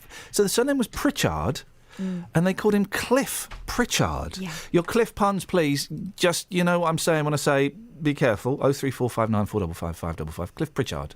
It's not a pun, it's a name. Yeah. Boy's name. Anything else? Dave says, I haven't got a 3CR membership card. Why? Because I never got around to doing it. No, you don't need one. Well... Who's going to check? I'm not going to check. I haven't got time. I've got stuff to do. Here's the thing, right? Go on. Sorry? What's wrong, Kels? Oh, just made really horrible tea. Again. What's the coffee like? Really, you need more practice. Sad about that. Coffee's great. Yeah. Hey, by the way, nailed coffee. We'll do this in a second. I heard that rumour. Listen, mate. I need to have a word with you, Kelly Betts. Okay. How come you're rubbish with us, but yet your show yesterday at 6 o'clock on Bank Holiday Monday was actually really good? I don't understand. So is the rubbish being an act, or is the good because it was pre-recorded? Yeah. So did it take you like weeks to just pre-record? No, I bashed it out in an hour. Wow. That was as live. Then why are we getting the thin end of the wedge, the short straw? I just think that you haven't given me a chance to shine on the show yet. You've had 3 years to shine on the show. Yeah, but She's in using you. bits. She's using you as a crutch, mate. What you need to do is close your fader and let her have it. Okie dokie. Here's travel with Sammy. Travel news for beds, cards and bugs. BBC Three Counties Radio. On the M1 southbound, it's busy from junction 12 for Flitwick to 10 for Luton Airport, where the roadworks are. On the M40 towards London, it's slow from junction 5 for Stokenchurch towards junction 4 for High Wycombe. And on the M25, it's busy anti-clockwise between junction 22 for St Albans and 19 for Watford. On the North Orbital Road, there are queues between White Horse Lane westbound towards Shenley Lane. And in Stevenage on Hitchin Road, it's starting to look quite busy where there's a lane closed between Gunnells Wood Road and the Lister Hospital roundabout. There are no delays showing up on the train departure boards at the moment. Samantha Bruff, BBC Three Counties Radio. Thank you, Sammy. It's Tuesday for all you pendants out there. The 1st of September, I'm Iain Lee. These are your headlines on BBC Three Counties Radio. A woman from Stevenage has become the first woman to be convicted for posting revenge porn on the internet. A cyclist killed in the Shoreham air crash has been named as former Aylesbury Grammar School student Richard Smith. And a national vaccination programme against meningitis B is being launched for babies today. After falling at the final hurdle in one cup competition, Griffiths hits a crossbar. That's the first one missed. Luton now turn their attention to the Johnston's Paint Trophy. Tonight they're at home to Leyton Orient. That is a stunning goal from Orient there. Hoping to make it through to the second round. That's Luton versus Leyton Orient in the Johnston's Paint Trophy. Tonight from 7, here on BBC Three Counties Radio. Now, it says on my screen... Hang on a second, let's just get a little bit of music. Hang on. Hang on. Let's have this. Hang on a second.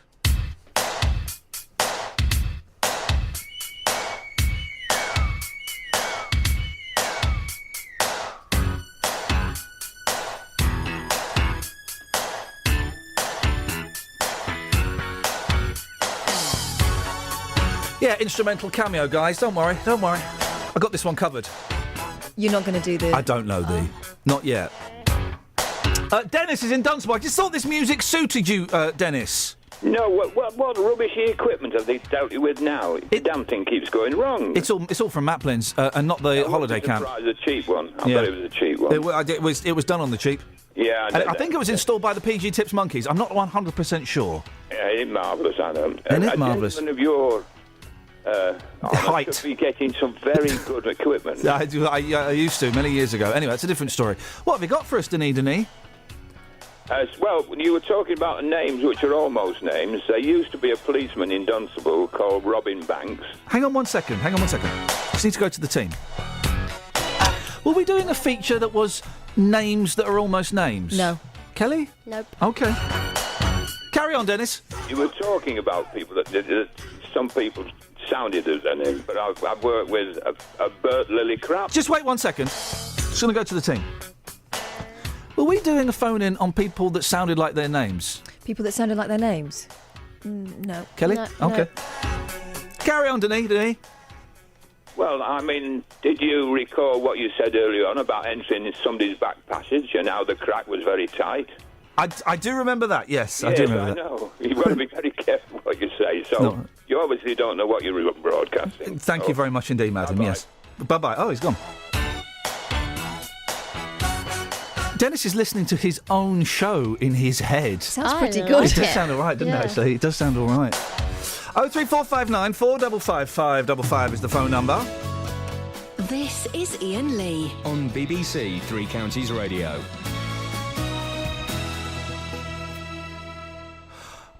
Now, nearly 3 weeks after a damning report, has anything changed at Yarlswood Detention Centre?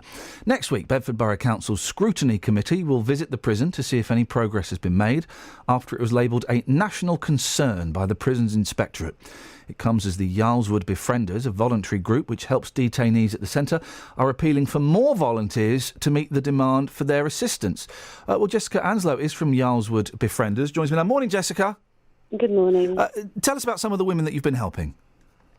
Well, we see lots of women inside Yarlswood, and there's a big range of people. So your race, your religion, your sexual orientation, your political views, none of them come into play. You can be detained. So we see a big range of women there. The report labelled it a national concern. Have you seen any improvements since then? I think, to be honest, it's a bit too early. I mean, it's only been, like you say, 3 weeks. Yeah. But we have had a meeting with the management inside Yarlswood, and we are aware that there are some changes that are proposed and that will be happening, some positive changes. What are those changes? What needs to change? I'm not sure if I'm at liberty to say what the changes they've proposed, but as a befriender and after meeting the women every day, I personally feel that healthcare needs looking at massively. It is healthcare that the women often complain about. Yeah, we've heard that mentioned before, that it's not appropriate for the number of women, and also that privacy is a real issue there, or lack of privacy. Yes. One of the local papers, the Bedfordshire on Sunday, reported that a pregnant woman was brought into Yarlswood in the last week, despite this report. Have you heard anything about that? I haven't heard recently. However, we've seen a lot of pregnant women inside Yarlswood, and it's from the Home Office guidelines. It states that pregnant people should not be detained. Yet we see them. Also, the elderly that can't have their care provided for shouldn't be detained. Yet we see people in their late 70s. People with serious mental health issues, again, shouldn't be detained. We see people with paranoid schizophrenia. Practically everybody we see has got... If they're not supposed to be there, here comes my simplistic sixth form argument. If they're not supposed to be there, then what are they doing there? Why are they there? I really don't know. That's the question I ask when I meet pretty much every woman that I see. What are they doing there? They shouldn't be there under the Home Office's own guidelines, and yet they're still detained. You need more volunteers, don't you? What would these volunteers be doing? So we ask our volunteers to visit a detainee once a week until they are released or until they're no longer inside Yaleswood. They offer a befriending ear, listening support, being very non-judgmental, and just providing friendships for these women that are in a really desperate situation. And Jessica, when I wasn't on the last time we talked about this, but in the past and today, we do get a lot of angry people, a little bit too scared to phone up, but a lot of angry texters saying, well, hang on a minute, what are we doing wasting money on these people? Let's send them all back. They're all chances. They're all dodge pots. We don't want anything to do with them. What would you say to those texters? And say no one calls in because they're too scared, but those texters? I would say that it would be much cheaper, firstly, to not detain them and to look after their claim while they were living in the community. And I'd also say that if these people, and I know there are many people that feel that way, if they sat down and met these women or met these gentlemen that have been through horrific experiences, torture, rape, trafficking, I think if they sat down and actually met them, then their attitudes would be challenged, and I'm sure their hearts would be opened. I don't know if it would for all of them. I think it might do for a few. Jessica, I really appreciate your time and keep on doing the good work. Thanks very much. Thank you. Thanks very much, Jessica Anslow from the... Oh, Jessica, before you go, you're asking for volunteers. If people are interested, how do they get in touch? They can find all the information they need on our website, which is www.ywbefrienders.com or .org.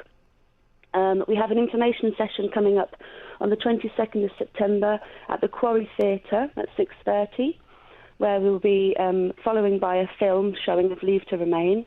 And then October the 3rd, 10 till 4, we have a training and selection day at our offices on Bromham Road.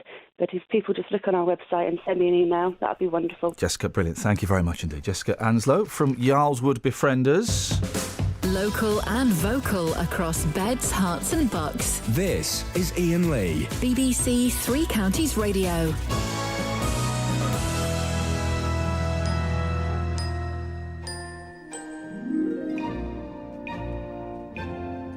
This popped up on iPod Shuffle this morning in the car.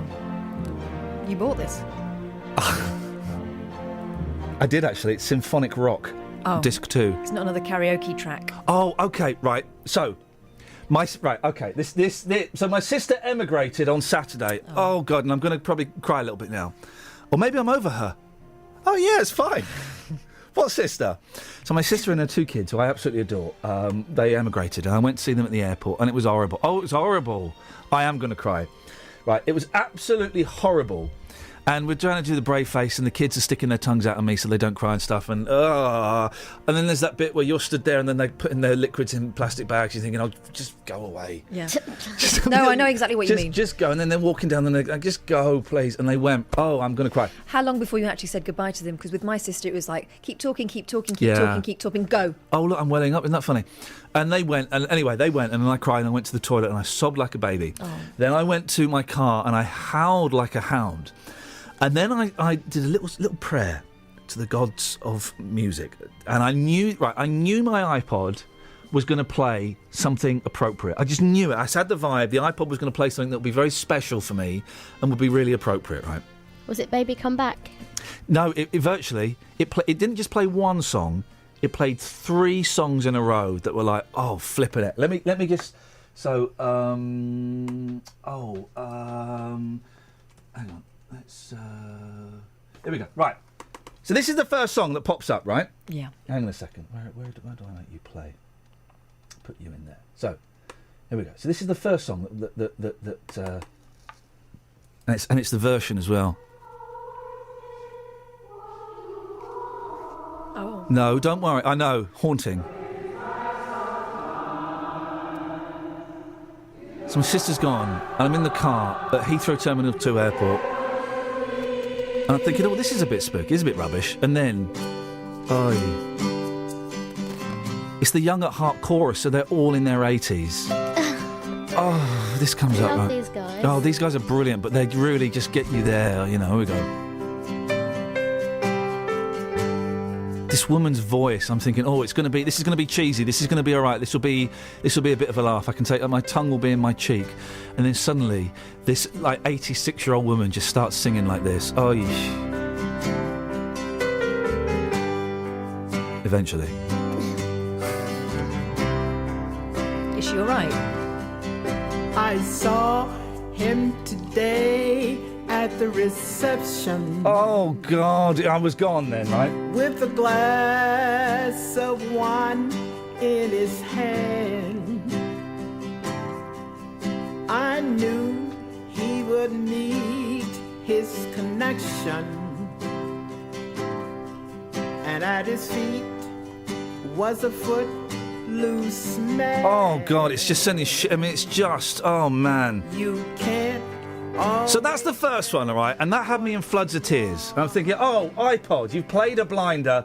Let's have something completely light and fatuous for song number 2. It comes on, oh, Beach Boys song. What song's this? I don't remember this song. It's a Beach Boys song. What song is it? Okay. There she goes, she ran. Oh, this is bouncy and upbeat. Here we go. I don't remember this song. Oh, hang on. No, it's not that.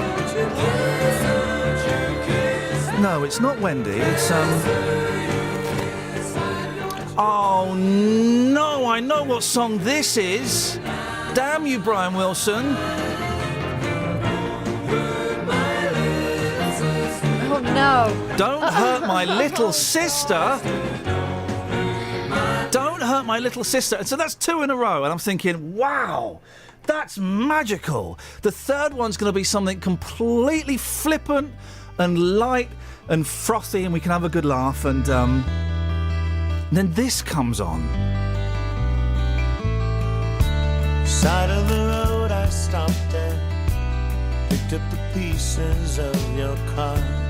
You were just standing speechless, knowing you'd never travel far. That's what you do. Wait till you get to the chorus. And I was just kind of composed myself. That's when I knew that as I hit the M4. And then suddenly, that's when I knew where I was. That's when I knew that I was home. Oh God, it's Home by Bare Naked Ladies. Flippin' heck. Magic iPod. Travel news for beds, cards and bugs. BBC Three Counties Radio. There are queues on the M1 southbound from junction 12 for Flitwick to 10 for the Luton Airport Spur Road. That's because of the roadworks there. And the A1M southbound is very busy too from junction 8 for Stevenage North to junction 7 for the A602. On the M25 it's busy anti-clockwise between junction 22 for St Albans and 19 for the A41 in Watford. And in Bricketwood on the North Orbital Road it's very slow at the M25 junction 21A roundabout. But on the train departure boards there are no delays showing up at the moment. Samantha Bruff, BBC Three Counties Radio. Across beds, hearts and bugs. This is BBC Three Counties Radio.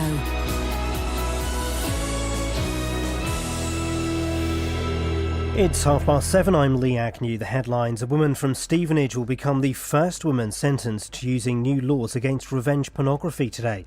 Paige Mitchell has already admitted posting pictures of another woman on her Facebook account. The family of a man from Buckinghamshire who was killed in the Shoreham air crash have thanked the public for their support.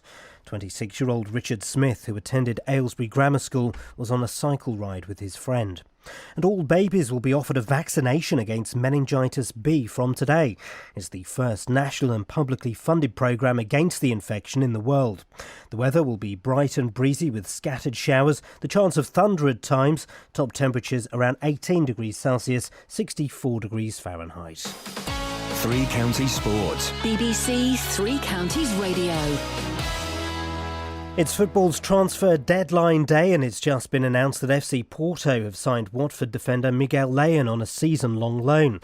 The Hornets must also submit their final squad list, which can only feature 17 overseas players. Here's their head coach, Kike Flores. Okay, at the moment we are adapting to the category, and we are adapting the system, the players, but the players are happy working with this idea. We transmit, we want, and I think we want the respect of the opponents is very important. Luton Town take on Leyton Orient tonight in the Johnston Paints Trophy. Hatters boss John Still is set to make further changes to the team following Saturday's home defeat against Portsmouth. We have loads of strength and energy and power, and we need to get that to the fore. And to be fair, it showed the other day.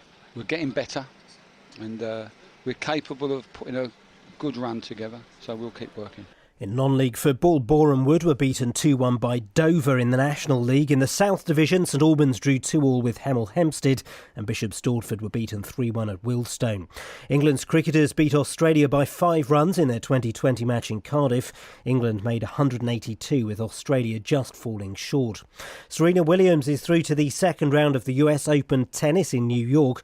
She says completing the Grand Slam at Flushing Meadows would be extra special. If it were in a different country, I think I would still love it, but it's not the same as being, an American playing in New York and playing for that ultimate goal. But it's really fun, and I'm literally enjoying the moment. And Andy Murray gets his campaign underway this evening when he takes on the Australian Nick Kyrgios. BBC Three Counties News and Sport, more at 8 o'clock.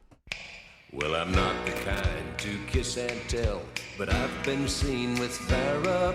I've never been with anything less than a 9. So fine, I've been on fire with Sally Field, gone past with a girl named Bo, but somehow they just don't end up as mine. It's a death-defying life I lead. I take my chances.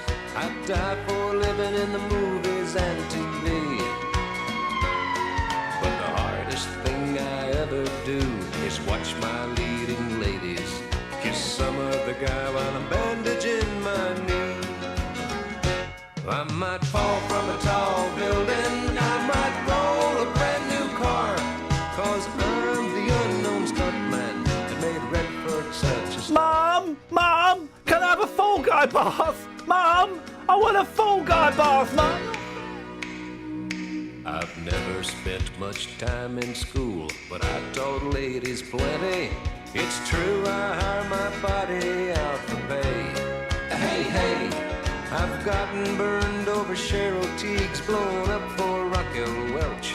But when I wind up in the hay, it's only hay. Hey, I might jump an open drawbridge or Tarzan from a vine, 'cause I'm the unknown stuntman that makes Eastwood look so fine.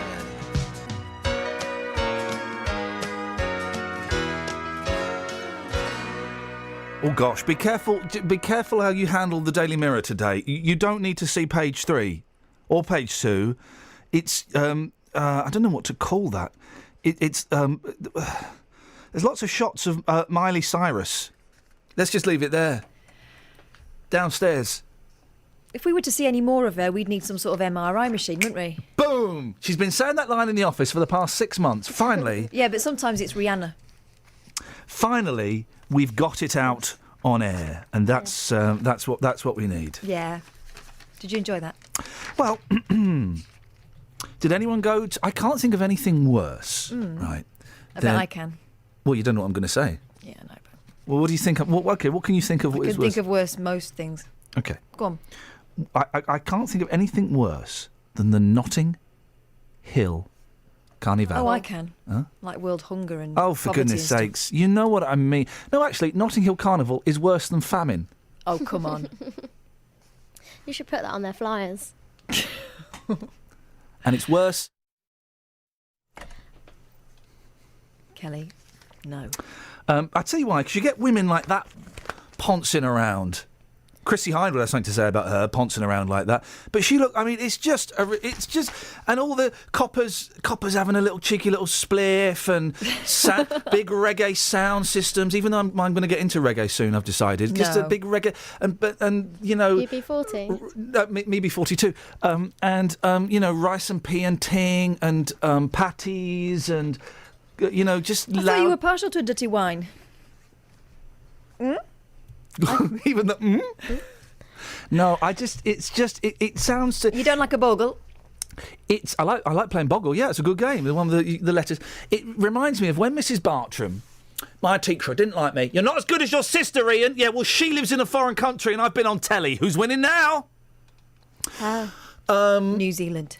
We're going to go on a school trip, right? It was a boring school trip. And she said, we were all messing around on the bus. And she stood at the front. She says, 2 things.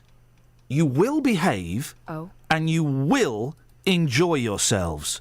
Right. Well, neither of those things happen for me. And that's what Notting Hill Carnival feels like. You will enjoy yourself. Yeah, while making sure my wallet is in my front pocket so I can't be pickpocketed, making sure I don't breathe in so I don't get a contact eye from the ganja weed, and making sure I eat before I go so I don't have to do that rubbish that's being cooked up in the streets. And also making sure something about being squashed because it's busy. Have you ever been? No! You might love it. I drove back through the aftermath once, and it looked... You know, sometimes after a big party, there'll be someone asleep in their own sick in the garden and someone in their pants on the settee. It was like that. It was like that, but it was the whole of West London. Oh, it was disgusting. You've just described my tube home last night. What's your tube like? Basically that. No, mate, it's horrible. Deals, you're with me on this, aren't you? Well, to be honest with you, I'd never been. I can only talk of my experience of the Luton International Carnival, and that, my friend, is a great vibe. You need to have more of a street presence about you. Get out the studio and enjoy the vibe. No, mate, no. Yes. First of all, there will be some people laughing at your comparison of the Luton Carnival compared to the Notting Hill Carnival. Well, not really, no. Well, no. Well, yes. You haven't been. No, but one's not very big. No, Luton's big. All right, how many people go? Well, you can't get a car parking space, so it's that big. You can't get a car parking space in the whole of London on a bank holiday weekend when it's Notting Hill Carnival. Yeah. You can't compare the two. That's like comparing a thimble with an ocean. That's a good one, isn't it? I suppose. Yeah, it's good. Yeah, I enjoyed that. Yeah, Thank you, buddy. Thank you, buddy. I appreciate that. It's like waving a joss stick in a cathedral. Oh, now. What? Anyway, and it was raining, so Yabu sucks. Dealey, at the weekend, I kind of had a pictures of Lily moment, but a clean one. Yeah. I was watching the. By the way, I've sat 3 feet away from the Carpenters, so they're kind of friends. They kind of are. How close have you sat to the Carpenters, Kelly?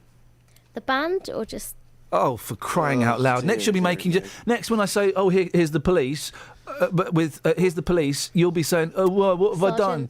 Yeah, you see. Have some respect. I spent a lot of my teenage years crying in a mirror to the Carpenters. I spent a lot of my teenage years with a mirror in front of me. Yeah. Were you crying? In some ways. Listening to the vapours. Listening to the vapours.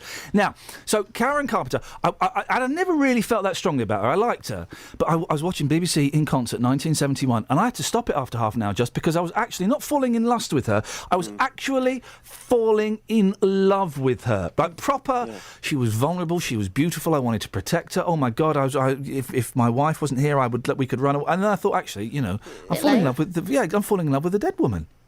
A ghost, if you will. Sorry? A ghost, if you will. Well, no. You two aren't taking this seriously, so I'm going to delete you from the conversation, OK? Good. There we go. Deleted. Just me and you, Justin. Have a mature talk. Man, yeah. Have you ever fallen in love with a dead woman? No, I haven't. I mean, the only obsession I ever had with somebody who was dead was Jim Morrison. I'll be completely honest with you. I saw the Doors film and I Did thought, you fall in love with him? Well, I didn't fall in love with him.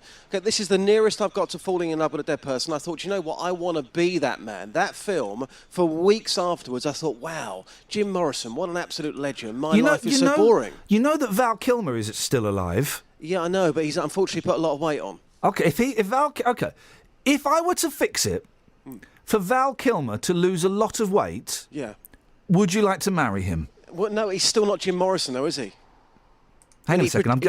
I've got to interrupt this. We're getting the news flash. Sorry, Justin. Catherine, what was the news flash? Val Kilmer chatted my sister at once before he was fat. Yeah. So wasn't like he was desperate. Was this in the Top Secret era? Which? The Top Secret era. Have you never seen Top Secret? No. Oh man. I mean, the box would put me off. I'd go, that's not for me. Top Secret. You've never seen Val Kilmer's greatest film, Top Secret? Is he... Oh, mate, honestly, it was... you know the airplane films? Yeah. It was the first film like that. Oh, I don't like goofy Val Kilmer. I like sexy, smouldering Val Kilmer. No, but he was sexy in it. He plays a rock star in it. I'll have some of that. He plays a rock star in it. Is he dressed as a bat? No, that's the Batman. Anyway, so... My sister was cabin crew. for the one where they have to be sexy. Yeah. And Val Kilmer was chatting to her and asked her whereabouts she was planning to have dinner that night in LA. And she was like, I don't know, probably McDonald's. I don't think she got the reference. I don't think she got what he was driving at, but I did. He wanted to be driving his Batmobile in her direction. He wanted to give her a soft landing. He wanted to see her Batcave, if you will. He wanted to create a little turbulence. Hang on a second. Oh, hang on a second. Hang on. I'm trying to find you Val Kilmer in Top Secret is wonderful. It's got Omar Sharif in. Excellent. Dog poo. No, I go. No, comedy. He pretends to be a blind salesman selling stuff. Comedy novelties, and the bloke goes, "I'll take this dog poo. I'm not selling dog poo." Now you need to see the film. Here we go. Val Kilmer as Nick Rivers. Nick Rivers.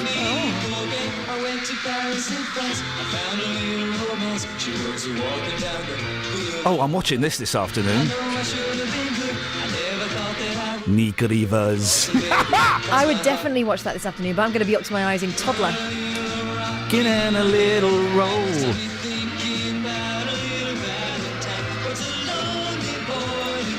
How silly can you get? Oh man, Wow. guys, you've not. Have you seen Top Secret? Just I haven't, but I'll tell you what, this afternoon, mate, I'm going to watch it with you in my underpants. I'm watching it now. It's hilarious. He's just ripping his underpants out and he's throwing them at the audience. Come on now. Come on. Anyway, sorry, we've got stuff to do here, Justin. You've taken Ever Fallen in Love with a Dead Person to the streets. Yes, after your weekend of watching Karen Carpenter. Tough vibe, this one. Tough vibe. Not too many stories out there, and it does get quite deep. I've taken it to the streets. Here's what happened.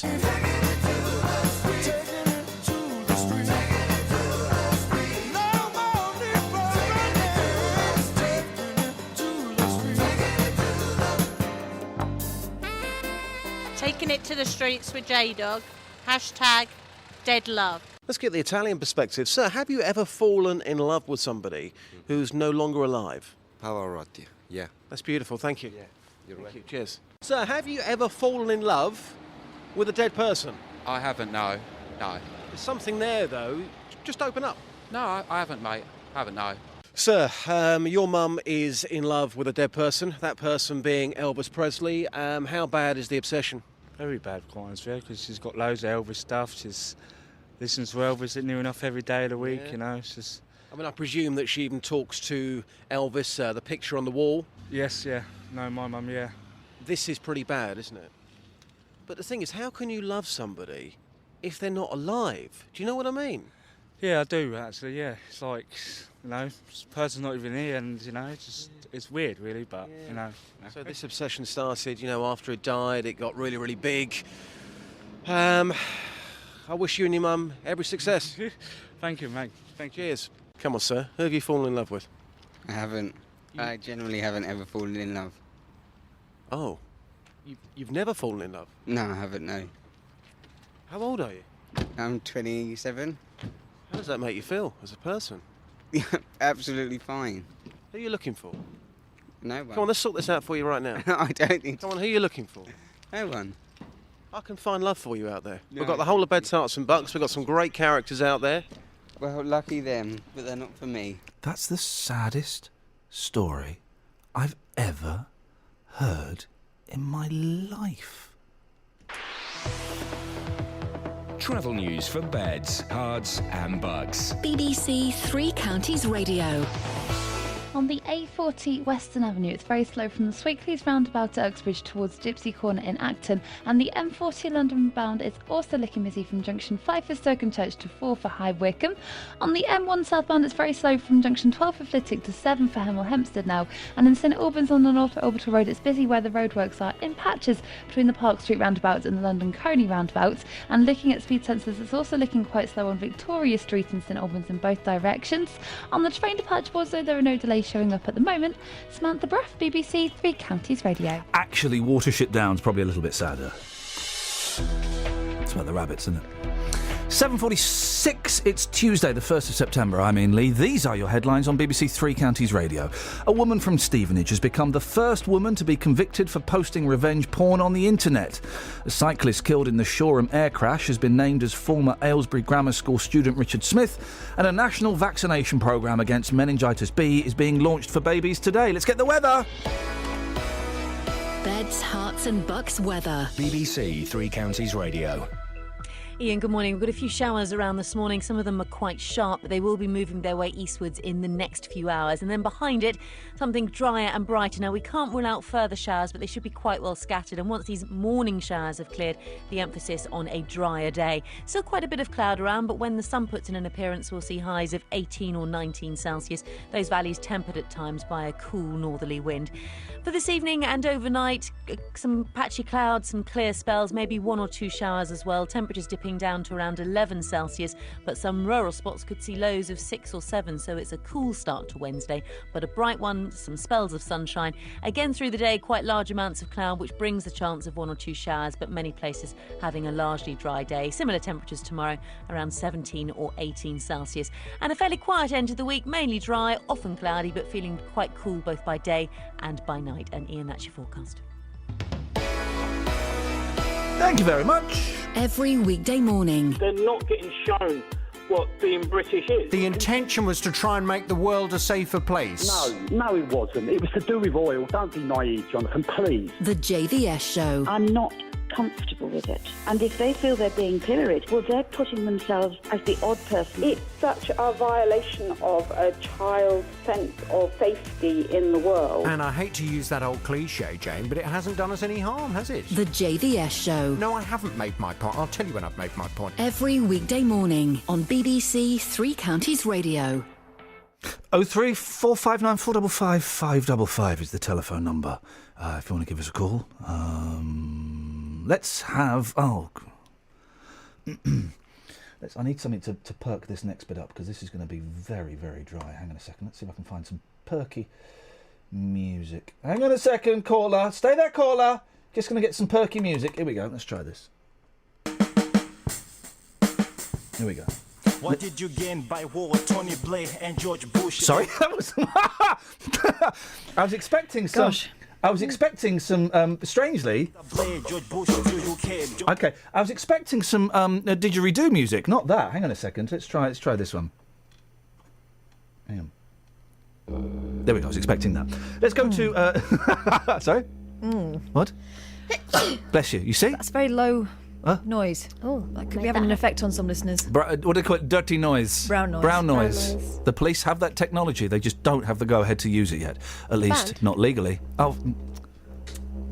Kelly. Sunrise. Stop No, can't do that. You know, Dave! they've taken his didgeridoo off him. It's true. They should take the didgeridoos off of all of those prisoners. What they get up to is just nobody's business. David! Yeah, what do you want, pal? No, you called me, mate. Yeah, but no, you just called me back. No, yeah, because you called us first, so we called you back to save you a few quid. Although, to be honest... Yeah? Is this dirty noise having a brown effect? No, is this brown noise having a dirty effect on you? No. Okay, well, what do you want? Oh, you're talking about dead people that we fall in love with. Correct. That's absolutely correct, Officer Fonzarelli. Yes. Well, hang on a minute. This music isn't doing what I was hoping it would do. Hang on a second. Hello? Am I talking to myself? Here we go. There we go. This is better. Here we go. This is more like it. Oh, God. Go on then, David. Away you go. Dinah Dawes. Hello? Now, here's the thing. Did you fall in love with her when she was alive or when she was deceased? No, when she was alive and when she was deceased. Oh, okay. She was the British Marilyn Monroe. Yeah, I know. Sorry? I know, but she was totally different to Marilyn Monroe. Well, okay. Let's try another. Let's try another. Dinah Dawes wasn't. Hello. Hello. Let's try another. She was the British Jane Mansfield. Well, okay, fair enough. Is that all right with you, David? Yeah, that's fine. Yeah. You got a problem? Yeah, I have, mate. Actually. Why? Wasn't the question I was expecting on the back of it. That was it. But you, David. Oh, Well, what have I caused you problems for? Because you keep phoning up talking nonsense. No, I'm not. I'm telling you the truth. Okay. Like I told Adrian yesterday. Right, okay. Well, thanks for calling, caller. Hey, yeah, okay then. Nice to talk to you as well. Well, it wasn't nice for me. Wasn't it? No. Well, please yourself. Don't send me a membership card then. I'm not going to. In fact, you're barred. Don't want your sort round here. Yeah, well, for when? So, from now. To when? You're barred for the next 6 months. Am I? Yeah. Kelly, get me on. Kelly would love to get you on, but that's by the by. Yeah. Catherine will get me on. No, Catherine doesn't want to get you on. Yeah, she does. She told me. Did she? Did she now? Yeah. Cheeky lady. Yeah, she wants me on all the time. Bit busy, Dave. I'm doing a radio show, mate. Yes, yeah, cheerio. Ta-ta.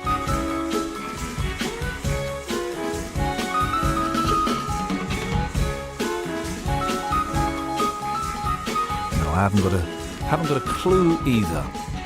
03459 455 555. Now, Penn School's future is still up in the air as a prospective buyer is yet to confirm their plans. While some parents have since found their children new school places, there are some that are still holding out hope that the school reopens. Amanda Burgess is one of those parents and joins me now. Morning, Amanda. Good morning, Ian. So, no more news? No more news, unfortunately. What we heard from Deloitte last week was that everything has been done from their end, from the trustees' end, and it's all now sitting with this anonymous prospective purchaser to sign the dotted line. Do you really think that they're going to buy? Because it's cutting it. The school term starts next week, doesn't it, I think? It should have started on Monday. Oh, yeah, okay. Coming. Yeah, Right. so it won't happen in time to open a school next week. Obviously, that's just unrealistic. We were told a couple of weeks ago at the meeting by Deloitte that they were hoping for an end of September start. I suspect we would be looking now at a October half-term start, something like that, if this does get signed and this deal happens. Now, am I right? You have got a place in another school for your boy, is that right? That's correct. He actually starts tomorrow. Oh, fantastic. Is he excited? No, no. He's not really very aware of what's Right. going on, to be honest. With his needs, we did start to talk. We've been over the weekend talking through, and the new school sends lots of information and pictures and things like that. We've been going through those over the weekend, but he's really not interested in. He just says, "Oh no, don't tell me." So.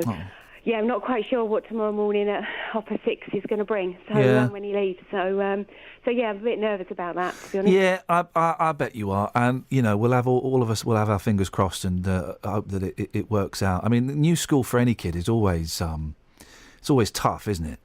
Oh, extremely. Every parent understands that their first day of school for their child is emotional and scary. But once they've been there a day, maybe two.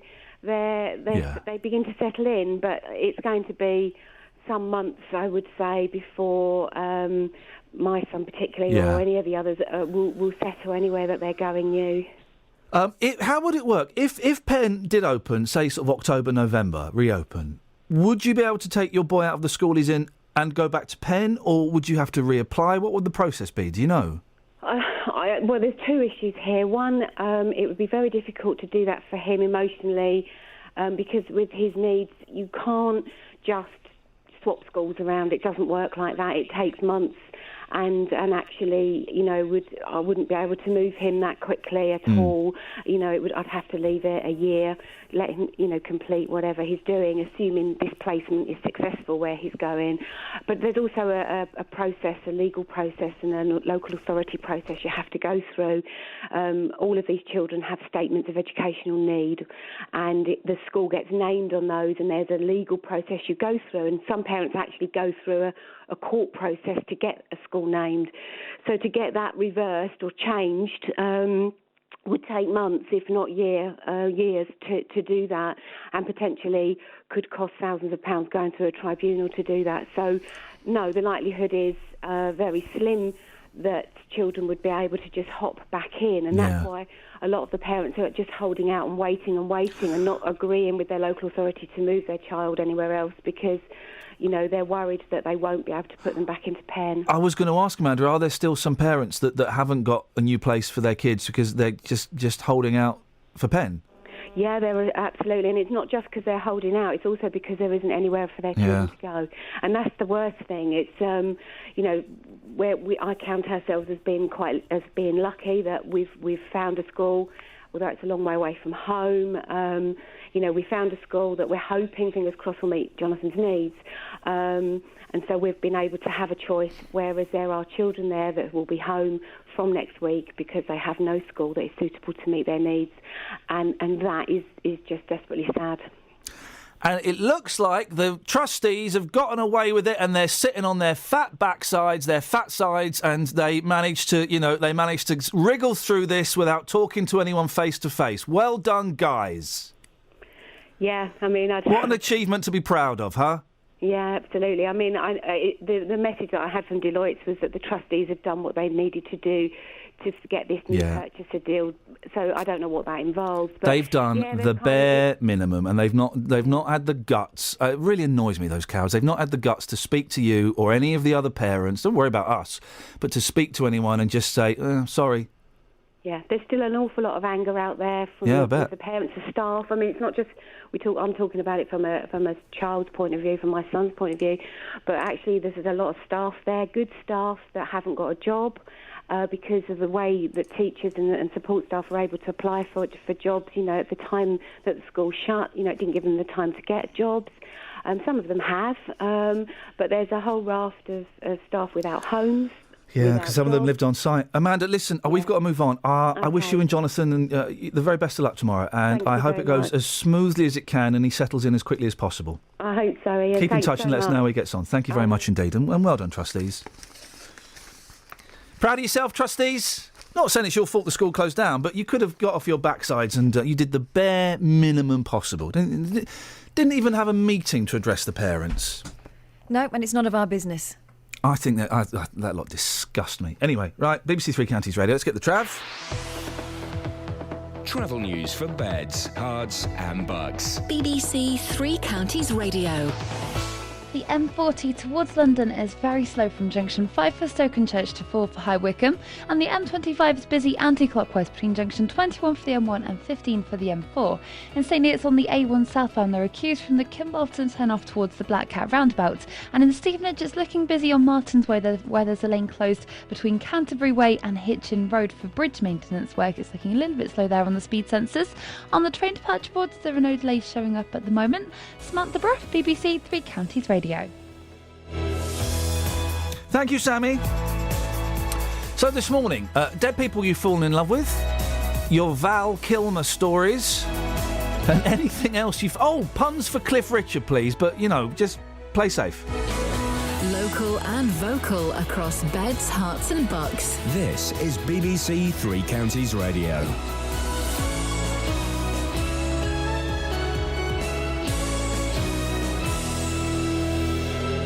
It's 8 o'clock, I'm Lee Agnew. The headlines: a woman from Stevenage convicted for revenge pornography, a former Aylesbury student killed in the Shoreham air crash, and vaccinations for babies against meningitis B. BBC Three Counties Radio. A woman from Stevenage will become the first woman sentenced using new laws against revenge pornography today. Paige Mitchell has already admitted posting pictures of another woman on her Facebook account. Dr Emma Short from the University of Bedfordshire's Centre for Cyberstalking Research says they're still trying to understand why people do it. There's a lot of speculation about why they do it, and some of it does seem to be about the breakup of a relationship and the immediate feelings of revenge and anger that people have.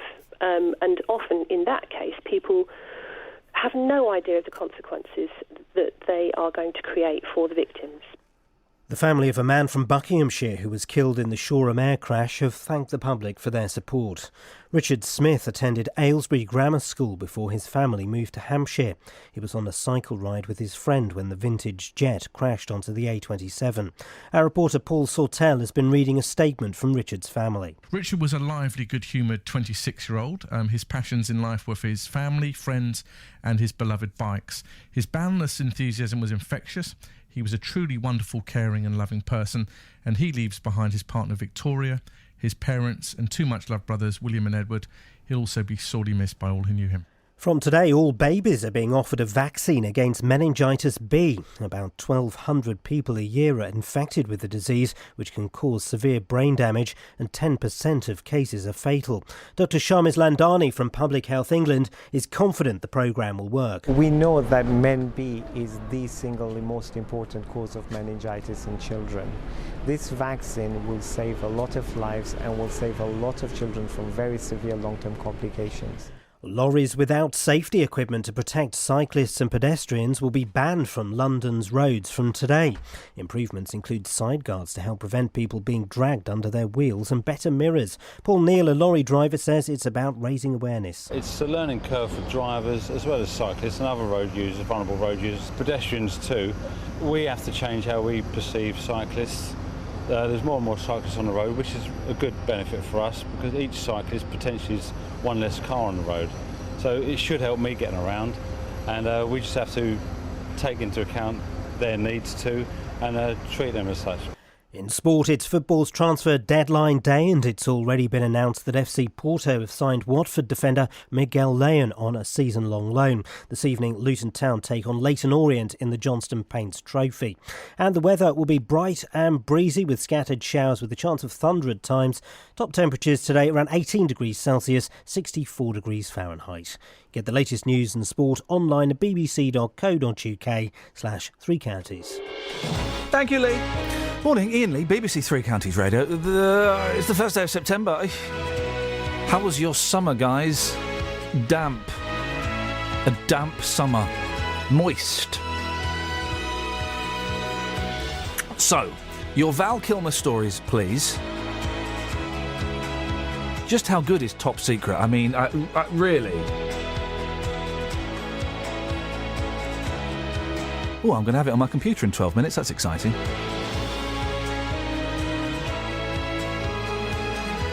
Dead people that you fall in love with. It's not a sexual thing. I don't want to drag this into the gutter. This is romance, love.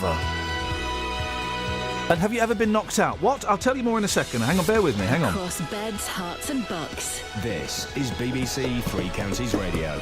Actually, I don't know more about it. Catherine Boyle, my knocked-out correspondent, because she knocks me out every single day. Not physically. That would be a case for Secret Squirrel. Sorry? She knocks me out with her a great working attitude. Oh. Great working attitude. What you got? Biff burger. I'm laughing at two things. One, you saying Biff burger. And two, Justin Dealey keeps retweeting very, very funny yet rude football videos. Oh. One is a gentleman trying to do a news broadcast live, and people keep waving purple things. That's become a thing, you know. And then there's a woman, she's now trying to do a football report, and two gentlemen go up behind her and they mime being a close couple. Well, in one of those videos, they start chanting stuff. I don't know whether he's posted that one, but she turns round and has it out with them. No. Yeah, dear. she does. She tells them what for. What have you got for us that we should be interested in? A woman was knocked out by a giant inflatable what? A giant what? I'm making it fun. A giant what? Inflatable what? I don't know what a what is. A woman Yes. was knocked out by yeah. a giant inflatable what? Oh, we have to guess what? Yeah, come on, I'm playing. Oh, okay, burger. Nope. It's a misleading headline.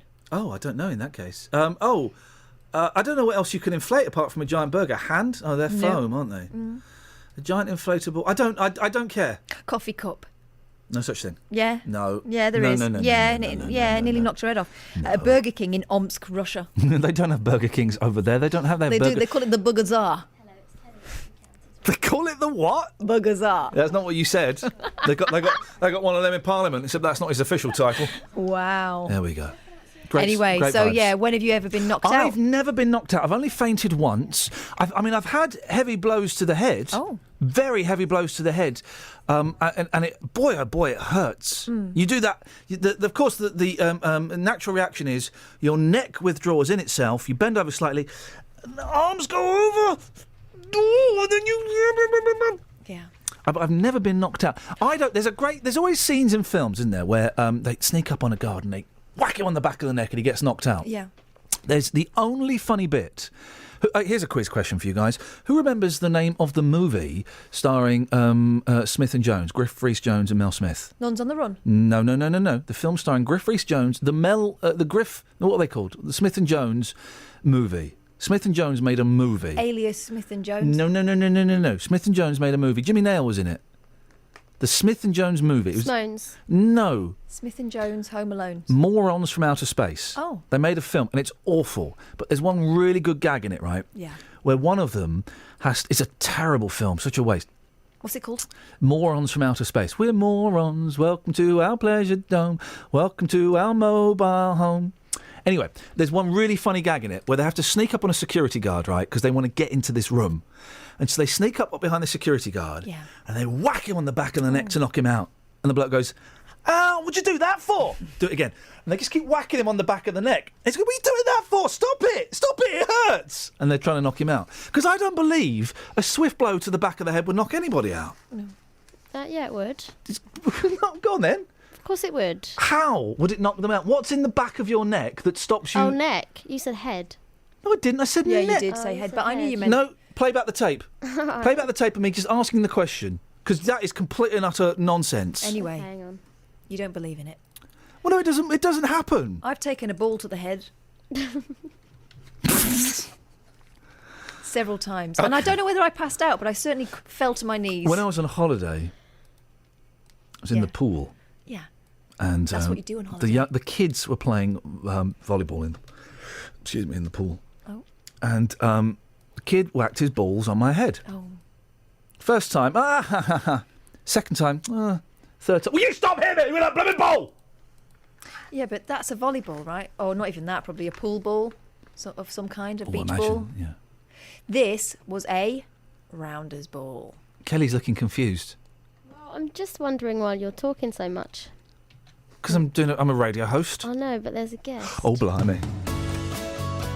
This is Iain Lee. On BBC Three Counties Radio. A woman from Stevenage will become the first... Anyway, your knocked out stories, please. And if there are any doctors listening, can we get a doctor on the line? Let's do things like the BBC. Can we get a doctor on the line and find out if it's possible to knock someone out with a blow to the back of the neck? A woman from Stevenage will become the first female convicted for revenge porn later today. Paige Mitchell pleaded guilty to posting photographs of another woman as well as actual bodily harm. Well, Folami Prihe set up the website voic.org.uk to help other victims of revenge porn and joins me now. Fader 3, there we go. Morning, Folami. Good morning. How big a problem is revenge porn? Well, it's technically a new crime, so it's quite big. I don't think it's a crime that's going to go away right now, because I call it new technology crime. And what's the... I mean, we all know what it is. What's the impact it has on... I think we all know what it is. What's the impact it has on the victim? It can put you in a very deep place because you've been publicly shamed. You know, people have seen images of you, very sexual, explicit images that, that could send you, because I was in deep depression, and it's hard to speak out and speak to people about it. It's even hard for people to go to the police and talk because, you've been publicly shamed, literally. People in your community, your family, your brothers, your sisters, people seen these pictures. How do you talk about that? Can I ask what happened to you? My ex-partner, last year, we was together for 2 years. We split up because I no longer wanted to be in that relationship, and he basically set up a Facebook of me, put my pictures up there, added in people from work, added in people, just random people. The pictures got onto porn sites, so I was publicly revenged, as you call it. And how did you find out about it? Did you just kind of click on Facebook one day, or did someone say, "Hey, Folami, you need to have a look at this"? Yes, they said, Falami, you need to look. Why are you adding me as friend on Facebook when we're already friends? And that's how it all started. Yeah. I can't even begin to imagine what that was. I imagine it would have started with a sinking feeling in the stomach and then panic. Well, no, for me, it started with a sinking feeling in the stomach because my daughter was next to me and she was basically going through the pictures. Yeah. And luckily, she's of a certain age that she, that wasn't something too shocking. It was shocking, but, she could deal with it. And then I just went into action mode, really. I didn't have time to stop to think. I didn't go into think. I just went into thinking mode. I'm quite an action person.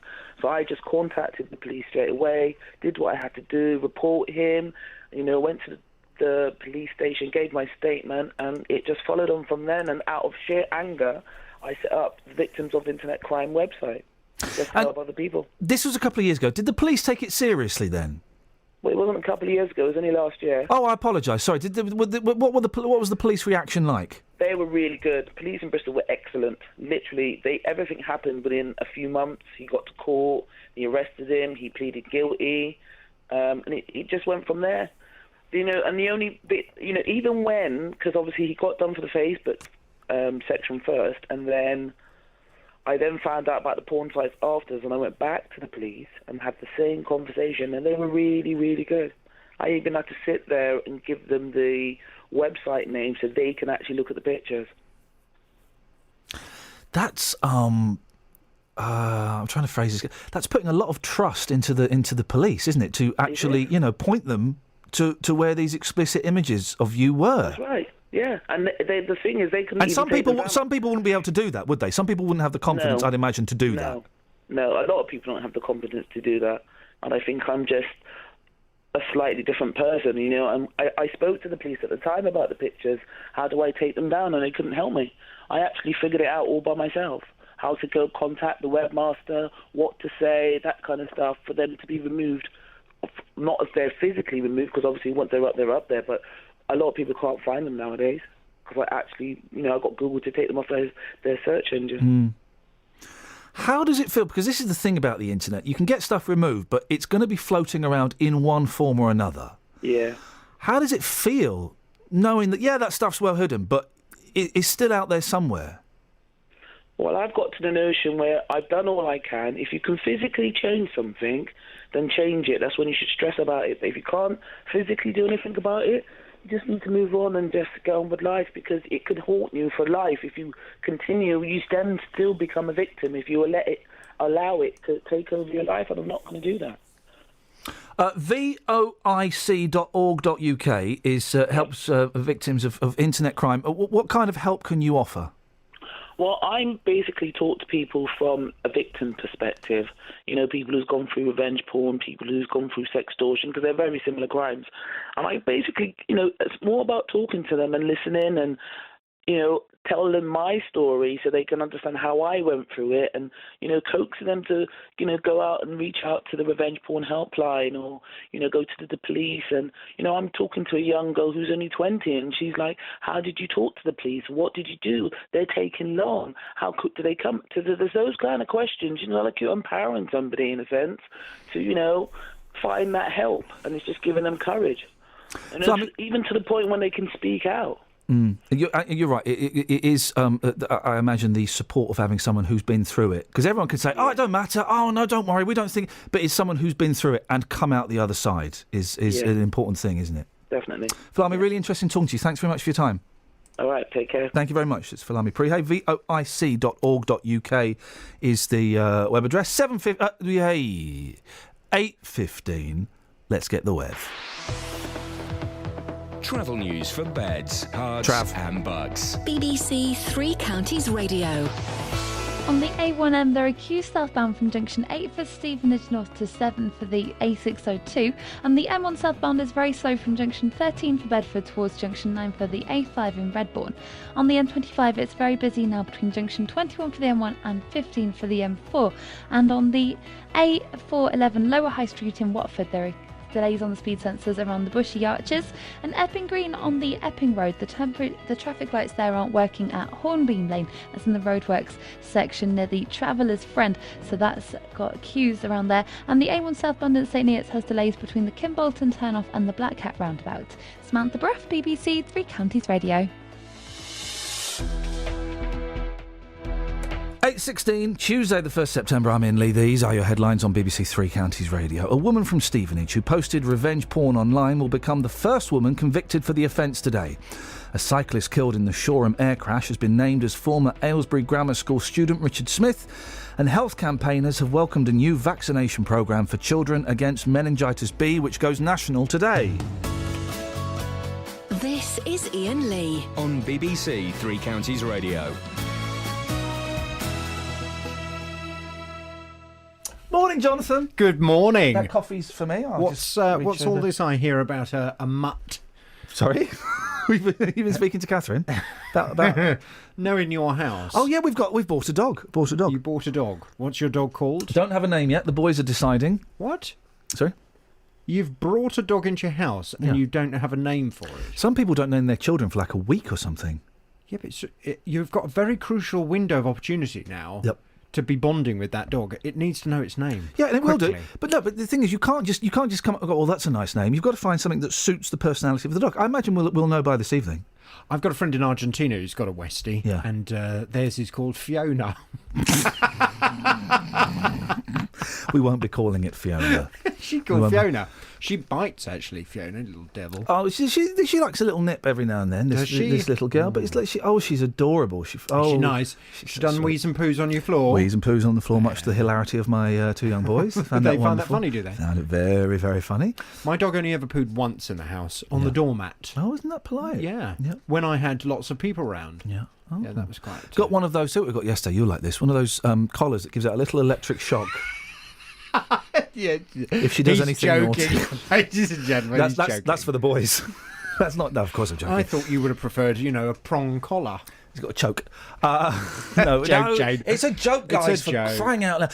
Why does this idiot think it's funny to joke about choking? I don't know. We're looking forward. We're looking forward to a lifetime of fun and adventure with our little girl. Maybe we can go for a dog walk together. No. No. But I could bring my. I don't like your. Dog sniffed your dog sniffed my balls when it came. Let's be honest. Let's get this out in the air. Let's air this. Your dog sniffed my balls. She was saying hello. I think you should have pulled her off. Right. Well, she just needed ownership. She just needed to smell you. Didn't need to smell those. Make sure you were different to me. And are we different? Yes. She reported back. Right. 03459 455 515 if you want to call me. The number to call Jonathan is the same. That's me trying to change the tone from dog sniffing balls to your serious topic. I can't do it. What's on your show at 9? Coming up on the big phone in this morning from 9. What should be done about the travellers in our car park? I've just tweeted a picture, and there'll be videos and more photos coming as the morning progresses. But this morning, as I turned up for work here at BBC Three Counties Radio, I was unable to park in my usual space. Gosh, how inconvenient. Because travellers have partially blocked our car park. And when I say blocked, I mean blocked around 15 caravans. Well, they weren't there this morning when we came in. What? They weren't there. Catherine, they've been there since Saturday, apparently. I didn't notice. I didn't notice them. What? You sure they weren't there this morning when we came in? Well, you're obviously going in through the no entrance sign of the car park. Yeah, always. Always, yeah. I don't go up the end. Well, that's why you haven't seen them. Right, okay. There they are, about 15 caravans and cars. They all seem to have foreign number plates. And they're clustered behind the Dunstable Go Bowling Centre with barriers preventing other cars from accessing what has now become their traveller camp. Yeah. Well, it costs about £1,560 for workers to buy yearly parking tickets in order to be able to put their car in that car park. And those bays are currently now being blocked by caravans. The camp is currently limiting access to a skate park used by local children on their summer holiday. So from 9 this morning, I want to hear your view. What should be done about the travellers in our car park? We've spoken already to a representative for the Gypsy and Traveller community, and he was saying that he believes he knows who those travellers are. He thinks that they're over here from France on holiday, They've been up in Norfolk. Have they?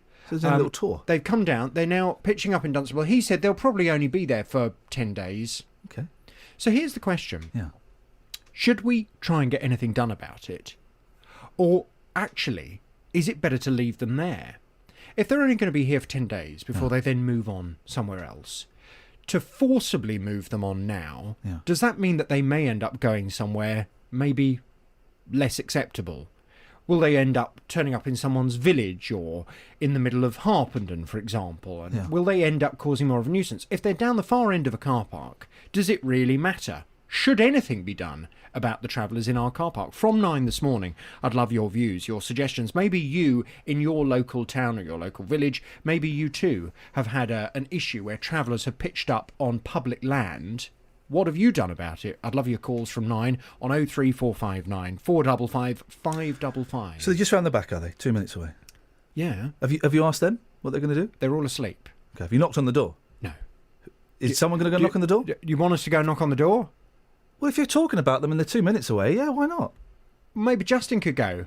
Well, you have to ask Justin. We'll ask Justin. You ask Justin, but I would have thought you sent someone. Who have you got on today? Barry? You want Barry to go? Well, I don't. If they're that close and you're talking about them, I would have thought just to knock on the door. Listen, just let you know, guys, we're talking about you. Anyone want to say anything? How long are you going to be here? Maybe when you finish at 9, you could go down. It's not my topic. Oh, not my show. Okay, but I just would have thought they're that close. Send one of the team down to have a little. Fine. Well, we'll have a representative from the Gypsy and Traveller community on. Yeah, but not from that group. And I don't know if they speak English. We'll go. You don't go and ask them. I can't believe you're talking about them. So you would like us? Yeah. You would like a member of staff to go down? Yeah. Into the Traveller Park, the temporary Traveller Park. Well, it's the car park. And yeah. to go and talk to them. Well, I don't understand why not. What are you scared of? Okay. We'll go. Beautiful. At 9 o'clock, you'll hear what happens. Lovely. Excellent stuff indeed. Even if you can't get to the match. Already, we're hearing stories of Watford fans saying that they are going to struggle to get here. Or listen to the commentary. Got quick feet, hasn't he? Quick feet and good skill and good vision. You can still keep up to date with your local team with Three Counties Sport. There is the half-time whistle. It's 0-0. Plenty to ponder. Follow us on Twitter to get all the team news. There's 2 changes from the team that won at Barnet on Saturday. Goals as they happen. Trying to make room for the shot. Marriott into the corner of the net. Super goal from Luton Town. And reaction at the final whistle. Momentum changes very quickly in these games and we're disappointed for that. Twitter.com/BBC3CR and stay up to date with your local team.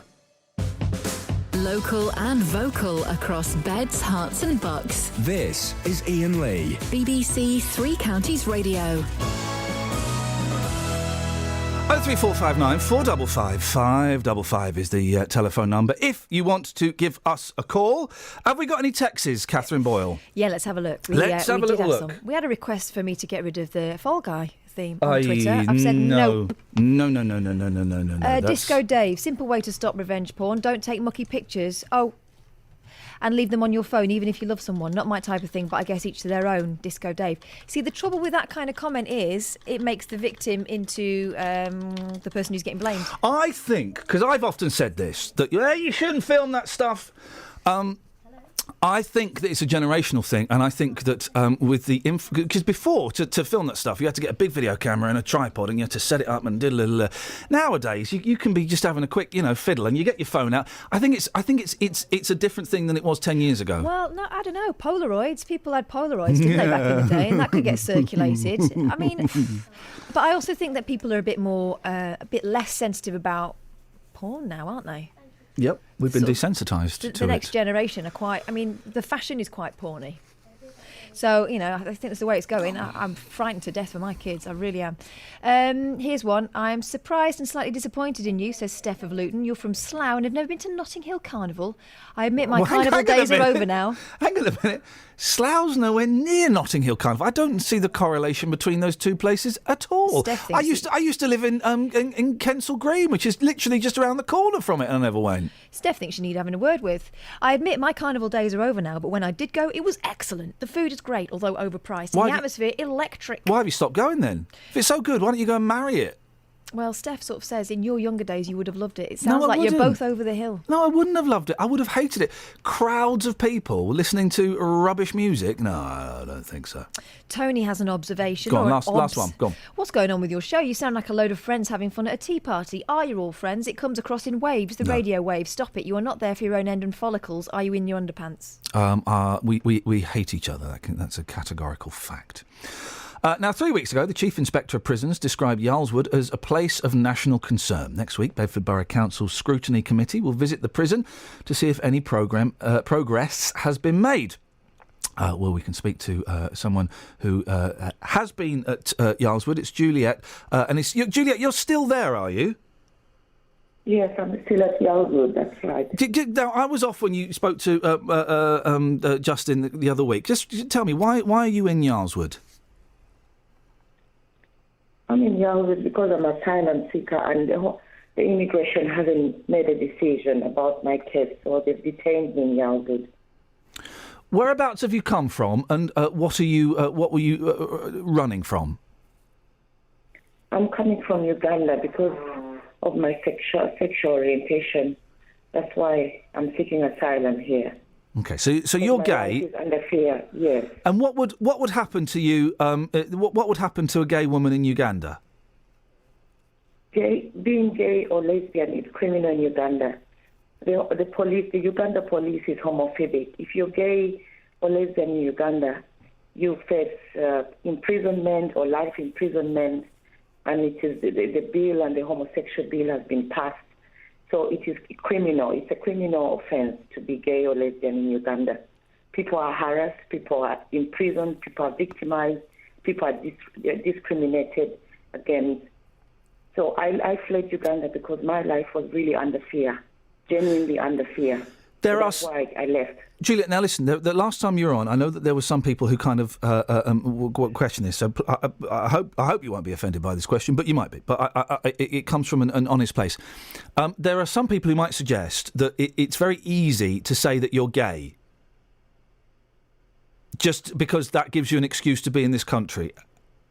How do we know you're gay? How do you know I'm gay? I mean, that's a... You know, I should say that's a question that is really, it's a very funny question to ask, because if you ask me, how do you know I'm gay?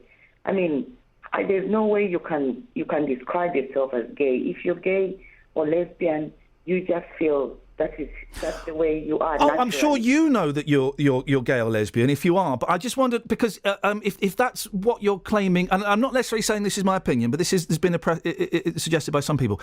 If you're claiming you would be persecuted in your home country because you're a lesbian, well, anyone could say that, couldn't they? And I just wondered, what evidence have you got to convince those people who maybe think you're just you're having a song? If you're gay or lesbian, people will always know, like, you'll have people who have known you as a gay or lesbian person, so you can, if you get statements and evidence from these people to confirm that you're gay or lesbian. I mean, when you have a gay or lesbian person, it's your sexuality. That's the way naturally you are born. I mean, that's how you feel. You always talk about it. You'll always hang out with gay, lesbian people. So there will be evidence there that people know that you're gay or lesbian. Yeah. So those are kind of evidences. So definitely, because I'm proud to be who I am. I'm proud to be lesbian. I've never, that's the reason why I felt I needed safety where people are respected. People have the respect as gay or lesbian people, and they are given the right of equality, no matter of their sexual background. So I have got people who knew me as a gay lesbian, even when I was in Uganda. I mean, so you can come out with this kind of evidences. Yeah. So okay. Yeah. Thank you for answering that question, Julia. I appreciate it. Have you noticed any improvements at Yarlswood following this report a few weeks ago? There hasn't been any improvement. Things are still the same, more or less, or if anything worse, especially with the healthcare. And we're hearing reports in one of the local papers that there may be at least one pregnant woman in there. Do you know anything about that? Yes, at least there are two. At the moment as I speak, there are about 2 pregnant women. One Chinese pregnant woman and another African woman pregnant, yes. Because that goes against the rules, doesn't it? Yes. I mean, Yaldwood says they don't lock up pregnant women, but there's still pregnant women brought up here. And, I mean, really, pregnant women, these are women who have, they are carrying human beings in their, in their body. I mean, they need to be given some, more or less, of some respect, because the standard of the healthcare in Yaldwood is really, it's very inefficient. I mean, they don't provide enough for people with medication. They sometimes even paracetamol. You can't find, sometimes even if you go to healthcare, you want paracetamol and you're in pain, they say they don't have paracetamol. But they're still locking up pregnant women here. Okay. Juliet, listen, I really appreciate you answering my questions. Thank you very much, and thanks for coming on, and maybe we'll speak again soon. BBC Three Counties Radio, 8:31. Let's get the travel. Travel news for beds, cards and bugs. BBC Three Counties Radio. The M1 is very slow southbound from junction 13 for Bedford towards junction 9 for Redbourne. On the M25 anti-clockwise, it's busy from junction 24 for Potters Bar to 23 for the A1M at South Mims, and the M40 away from Tansif from the Denham roundabout approaching the M25 is looking very busy on the speed sensors at the moment. It's also looking busy in Watford on the Lower High Street around the Bushy Arches, and in St Neots on the A1 southbound there are queues approaching the Black Cat roundabout from the Kimbolton turn-off. Samantha Bruff, BBC Three Counties Radio. Across beds, hearts and bugs. This is BBC Three Counties Radio.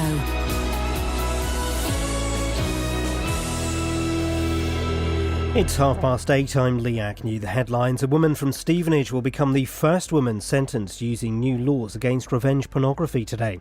Paige Mitchell posted pictures of another woman on her Facebook account. A man from Buckinghamshire has been named among the victims of the Shoreham air crash. The family have thanked the public for their support. 26-year-old Richard Smith, who attended Aylesbury Grammar School, was on a cycle ride with his friend. From today, all babies in the UK are being offered a vaccine against meningitis B. About 1,200 people a year are infected with the disease, which can cause severe brain damage. The weather will be bright and breezy with scattered showers with the chance of thunder at times. Top temperatures around 18 degrees Celsius, that's 64 degrees Fahrenheit.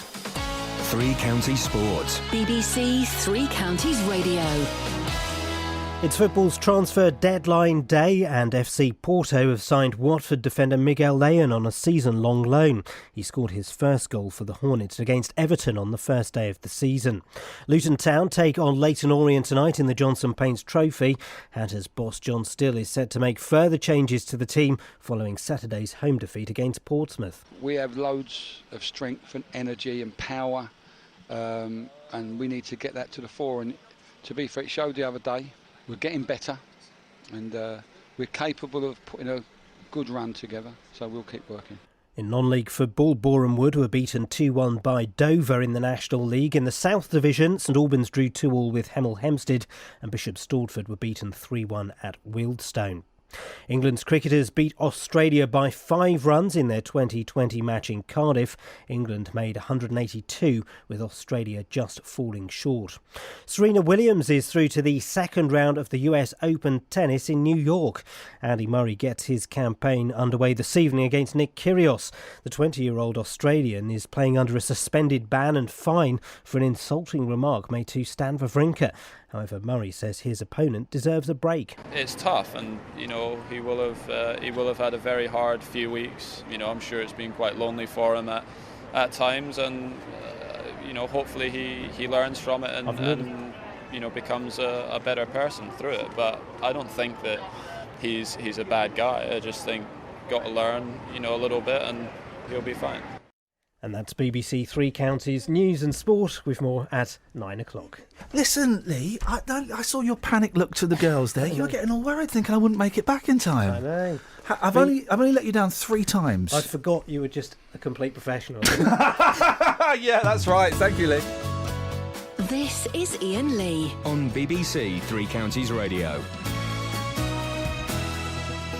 Complete professional. Oh, don't keep tweeting me or texting me saying the Monkeys are on Radio 4 now. What was the point of that talk? Jog on, you idiot. Sometimes, listen, the intelligent ones listening to this show, you're more than welcome. The idiots, jog on. Not for us. Not for us. Any decent texters? Let's have a look. No. Was it with Nail and I, says Mark of Bletchley? What?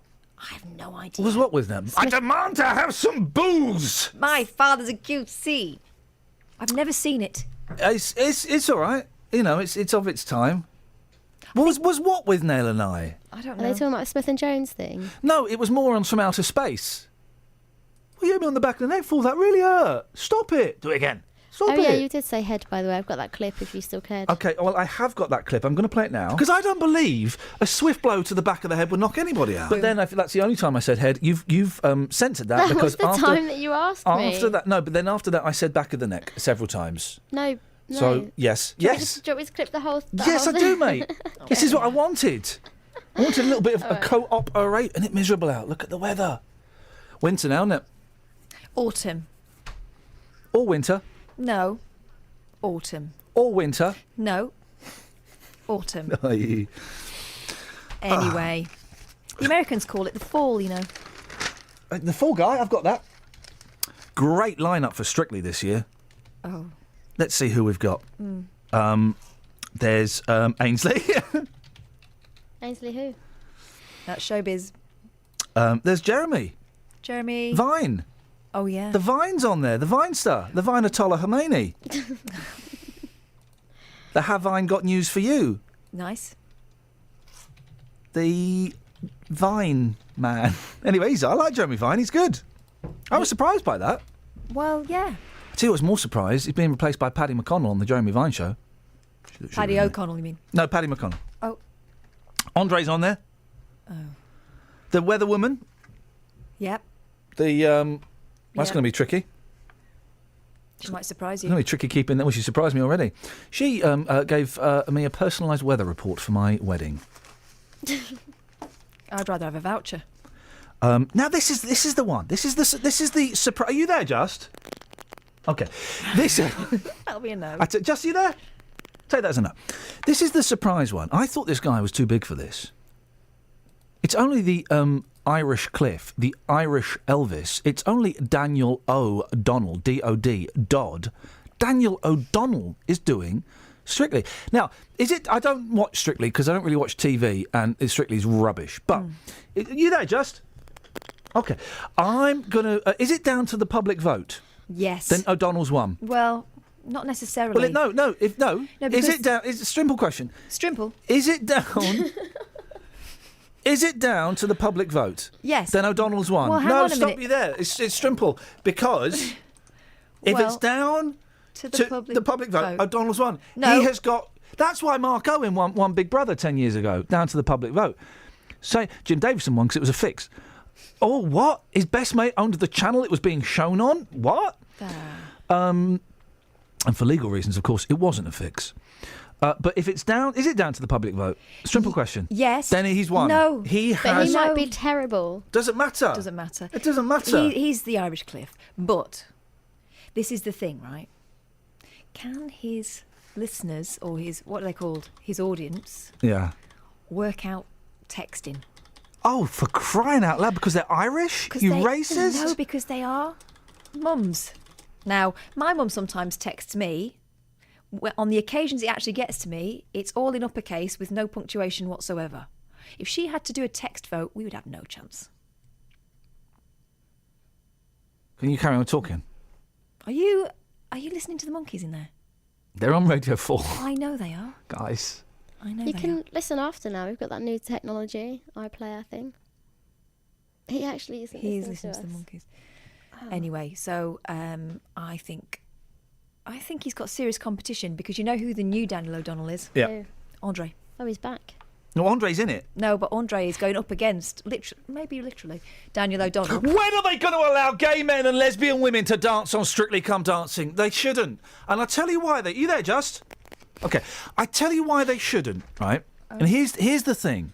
They should allow gay men and lesbian women to go... No, they shouldn't. What are you doing? Sorry? Go on. They shouldn't allow gay men, because ballroom dance... Listen, just because you're a gay man and you like men and you love men and you kiss men and you sleep with men doesn't mean you can't dance with a lady. Just because you're a lesbian lady and you want to marry another woman doesn't mean you can't dance with a guy. Do you watch Strictly? No. Over the years, I think there have been plenty of gay men who've danced with a woman. Exactly! Exactly! And that's why all this, we must have a gay couple. No, you don't have to have gay couple. It's discrimination. No, it's not discrimination. Although I would say something. The tango. If we're going to dance it properly, it should be two fellas. If there's going to be... Oh, You there, Just? Great stuff. Do you actually want Justin? Is he there? No, but I can get him. You are not. If you're... You had a really good point there, and Dealey's put me off my stroke now. Squeeze it out, go on.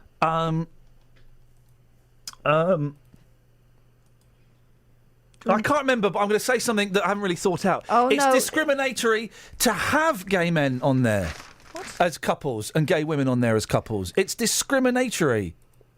You shouldn't have them. They should dance with... Okay, this is what I was going to say. What are you talking about? Because people want them to be gay couples on there. And here's the thing. All right, if you want gay couples, I've got it. Yeah, you can have gay couples. One gay man, one lesbian lady dancing. Gotcha. It's probably already happened. Gotcha. Noel's got your Oscars. Gotcha. Here's your gotcha Oscar. Gotcha. A gay man, a lesbian lady. Cha-cha-cha. Do you really think it's not already happened? I don't know. No, but there is a campaign to get gay couples on there. What campaign? I haven't heard this. Is there a they're petition? always banging on about it. And by they, I mean the media. I mean you. What do you reckon, Just? Okay. Now... No, they always are. They always are. They're getting the coats on. I keep getting put off my stroke here. Go on. If there's two gay men, who's the woman? Neither. In the dancing. Well, there who has leads? to be. I mean, you one have has to lead, one has to follow. Yeah. You just can't do it like that. Doesn't make sense. Right. What they get up to in the privacy of their own dance floors is none of my business. But when it's on BBC licence fee payer dance floors, it's not what I want to see. What if it was Val Kilmer and Dennis Wilson, as he was? One's dead. The other, I think Val Kilmer did it in the States. Didn't he do Dancing with the Stars in the States? I think he might have done. They get good Dancing with the Stars. They get good people. They had Break My Heart, Say You Love Me Again. Braxton. Yeah, they're Braxton. They had one of, maybe two of, Hold On For One More Day. Oh. Wilson. Or Phillips. We just don't know. We've not got the results They back also from the had laboratory. MC Hammer. No. They did have MC Hammer. He only does one dance. Can't touch this. All right. Can't touch Backstreet this. Boys. The Backstreet Boys. Which one? Actually, I was doing NSYNC. Hey. It's probably Backstreet as well. Same thing. Just what do you reckon? Okay. So, they get good stars over there. Yeah. Here we've got... okay, who else have we got here that I recognise? Oh, the lady, the country file lady. Is it Anita Rani? Yes. Jamelia? She shouldn't now, come on. Jamelia already did it, didn't she? I thought she won. Anthony Ogogo? Does he now? Helen George? No. Oh, and Kirsty Gallagher. I'd recognise that smooth back anywhere. Great lineup. I shan't be watching. No, I won't either. Not until they get rid of their discriminatory ways and they allow two gay men or two lesbian women or both to dance together. If they asked you to do it, would you? Dance with a gay man? Mm-hmm. I'm like Princess Diana. I've got no problem dancing with a gay man whatsoever. Travel news for beds, cards and bugs. BBC Three Counties Radio. It's slow on the A1M northbound between Junction 6 for Welwyn Garden City, up past Junction 6 for Welwyn Garden City, and also the M25 anti-clockwise is very busy from Junction 24 for Potters Bar to 23 for the A1M at South Mims. The M40 heading away from London towards the M25 from the Swakeleys roundabout has long delays, and looking at the speed sensors in Harpenden, it's very slow on the High Street in both directions, all the way from the train station to Ridge 50 Ridge Avenue. On the train departure boards, there are no delays showing up at the moment. Samantha Bruff, BBC Three Counties Radio. Thank you, Sammy. Ridge Racer. That's something for all you old PlayStation fans. 8:45. It is. Hang on a minute. It's Tuesday, the 1st of September. These are your headlines on BBC Three Counties Radio. A woman from Stevenage who posted revenge pornography online will become the first woman convicted for the offence today. A cyclist killed in the Shoreham air crash has been named as former Aylesbury Grammar School student Richard Smith. And health campaigners have welcomed a new vaccination programme for children against meningitis B. Let's get the weather. Here's Alina. Beds, Herts and Bucks weather. BBC Three Counties Radio. Morning, Iain. In the short term, we've got some heavy showers around, moving their way from west to east. But as they clear, we'll see something drier and brighter, really from mid-morning onwards. And then for this afternoon, occasional showers, some bright or sunny spells, and we'll see temperatures in the sunshine getting up to around 18 or 19 Celsius. Quite a cool northerly wind, though, so if we do get any showers, temperatures are likely to dip somewhat. Spells of sunshine to end the day, and then the night will be mainly dry, although we can't rule out one or two showers passing through from time to time. Mixture of variable cloud and clear spells. Temperatures in town falling down to 11 Celsius, but some rural spots could see lows of 6 or 7. So it's a cool start to Wednesday, but a bright one. Once again, we'll see some spells of sunshine. There'll be cloud coming going through the day, brings the chance of a shower, but I think the emphasis on a mainly dry day with highs of 18 or 19 Celsius. Once again, a brisk northerly wind will just take the edge off values at times. It's a fairly quiet end to the week, mainly dry, often cloudy for Thursday, Friday and Saturday, but we're hopeful we'll see a bit of brightness and sunshine, but it will feel quite cool both by day and by night. Iain, that's your forecast. Thank you very much. Boom shakalaka, boom shakalaka, boom shakalaka, boom. On BBC Two. He contributed so much, shortening the war by 2 years. Good heavens.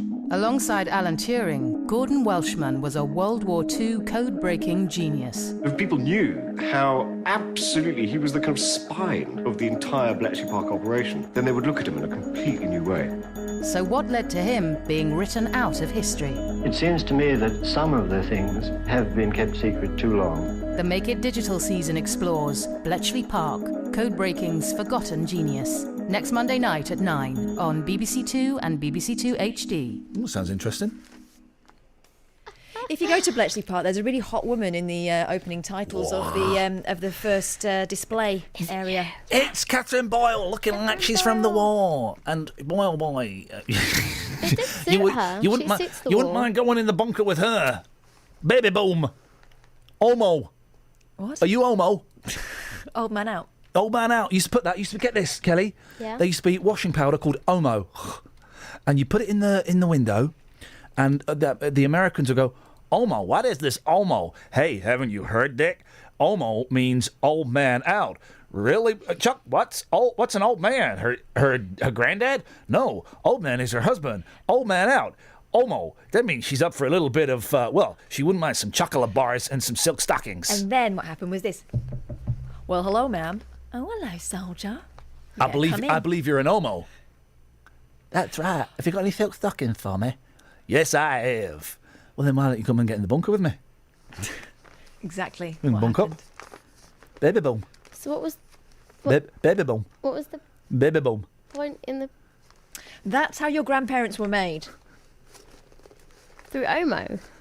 Yes. Is Daly there? Can we get him? Yes. He's not working after his holidays, is he? What is going on with Justin Dealey? I think he might have water ingress. He'll be 2 minutes. Give him a break. What? He's had 2 weeks. He can have a break at 9. Have we got any content? Well, someone's telling me that Scott Mills is gay, and he's been on Strictly, but I can't believe that. No, he was on Strictly. Yeah, he was on Strictly. No, that he's gay. I mean, never mentioned it. What is going on with Miley Cyrus? She's in the Sun page 2 and 3. I mean, boy oh boy, I only just found out in the last couple of months she's Billy Ray Cyrus's daughter. You didn't know this? Don't break my heart, my achy breaky heart. It just might go and kill this man. Woo. Yeah, I didn't know. Well, he must be so proud of his daughter, showing her what's it everywhere. He apparently is. The front page of the Sun, Cha Cha Nudie Choo Choo. That's a good headline. What do they mean? The Cha Cha Nudie Choo Choo. Oh, that. BBC used porn train in hit show opener. A porn train. What happens on it? Well, there's a picture of it here. But they filmed a movie there called Nympho. I'll have to IMDb that and Not at work, you won't. Not at work, you won't. What else have we got in the... Oh, Chrissy Hines. Chrissy Hines in the papers there. Yeah. Sado... Oh, the Sun headline workers. Oh, my gosh. Really have been working hard. Speaking of hard, Sado Sido's selfie so seedy. Unpick that for me, please. There's a football player called Saido Barrinho. Mm-hmm. He has taken a selfie in his pants. Oh. So he's Sado selfie so seedy. Oh, it's one of those.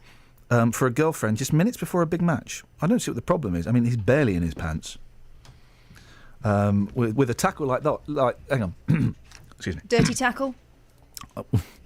With a tackle like that, hang on, I'm getting nervous around this. With a tackle like that, he's probably... No, I can't. I've got it. No, I've got With one. With a tackle like that, he's bound to score. Thank you very much indeed. Excellent. I was going to make a joke about him receiving a red card and then being... No. Exactly. No. The £20 million West Brom striker, 22, fished out his iPhone to pose for the shot in the home team's dressing room. I don't understand what the problem with that is. Who's passed it on? Who's the snitch what passed it on? Party-loving Barrinho, who Tottenham are trying to sign, pinged it via WhatsApp to a visiting French girlfriend. Mm. His posing, thought to be before a 0-0 draw with Liverpool in April, has infuriated Barrinho's strict boss, Tony Pulis. Does he? Pulis. It emerged after being circulated among pals of the talented player, and boy oh boy isn't he, who has landed in hot water both last year and this for inhaling laughing gas. Oh dear. Oh, flipping out. One said, Sido loves to tweet about God and often bangs on about being a professional athlete, but this photo shows another side of the guy. He sent it to a girl not long before the kick-off of a big game. Does it look like his mind was completely focused on the match? Oh, flipping out. There was only one kind of scoring he was thinking about. Who said that? I reckon the paper said that. No. An insider not named? It was a pal of the talented player. Yeah, of course it was. It was a pal of the talented player. Was there only one woman in her pants at Notting Hill Carnival? Because she seems to be the one that's in all of the newspapers. Put some clothes on. I mean, really. Bless you. Sorry, everyone. You all right? I think I might do another one. Dealey, are you there? I'm here, boss. How are you? Well, I mean, I'm all right. Casual. What's wrong? Oh, hang on a minute. Gary Barlow singing at a wedding, guys. Gary Barlow amazes yet another Take That loving bride after walking in as her wedding singer. We've said it before. You'd be amazed if Gary Barlow didn't turn up. You'd be sat there. What are you looking at your watch for? What time's he coming? Who? Gary Barlow. He's not coming. I've saved him a dinner. And then he strides in. He brings his own microphone. He's got a little lamp that he carries in his hand and his own microphone. Could it be magical? He always sings a million love songs later. No, he doesn't. He sings that song from his solo album. What was it? Long Road or something. You remember that? Open Road. Keep on walking down that open road. I bought that album. Great stuff. 5 out of 10. He sang at Katie Hardy's reception at a pub. Oh, there we go. After a Robbie Williams tribute act had been booked. Classy. What a classy couple. Katie, 33, a likely story, and groom Stephen, 43, her age gap, had been nominated after Gary's vow to sing at his biggest fan's wedding. And boy, oh boy, I think... No. Come on. The pair from Loughborough, Leicestershire, were the 5th couple this week the superstar has sung for. Oh, dear, Gary. What was the story? We didn't finish the story about someone getting knocked out because you went off on a tangent about. No, that was it. That was the woman being knocked out by the massive inflatable coffee cup. How? I don't know. Her head got in the way. I don't. Justin, you ever been knocked out? I haven't. I'm sure there's lots of people who would love to, but as of yet, no, it hasn't happened to me. I don't believe that people can be knocked out. Oh, they can be. Okay. Well, you've taken it to the streets. It's fact, though, isn't it? There. Well, it's fact, though. Well, I don't think it is fact. I believe... Here's something I believe about blows to the head. Yeah. If a piano or a safe falls on your head, you can forget everything. You get amnesia. What about an anvil? An anvil, yeah. And, of course, the way to cure that is you get another blow to the head. But I don't believe you can be knocked out by a blow to the head. I've got a Mama Cass fact for you. Okay, yeah. Did you hear the one about Mama Cass got something dropped on her head, a stage weight or something, and she managed to go up an extra 5 tones or something in her voice? Yeah, they were trying to get her to sing a certain song for the mamas and papas, and she couldn't quite reach the notes. She was also tripping on LSD as well, if you're going to tell the full story. I mean, I don't know if that's, that's got to take in. Anyway, Justin, you've been... hang on a second. Here we go. We've got to phrase this carefully, because I just thought of two. I'm going to go A or B, Justin. Pick A or B. I'm going to go for A. Oh, that's lucky for us, so we can still broadcast. You've been knocked out by some of the answers that you've received on the street. Is that correct? That's true. Just to say as well, talking about high voices, when I was a kid, I couldn't really understand how the Bee Gees were so high. My dad said to me they used a clothes peg in a certain part of their body, which I believe for many years. But yes, that's right. So I've taken this one to the streets. Unfortunately, the stories we received this morning weren't light-hearted. Most of them involved horrible violence about being knocked out. Here's what happened.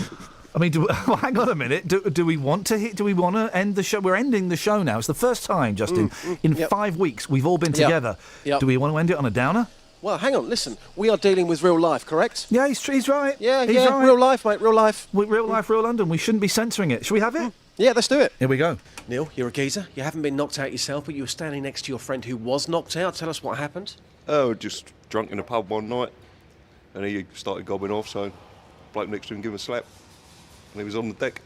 For how long before he actually, came round? A few minutes, 5 minutes, something like that. Yeah. What did he say when he woke up?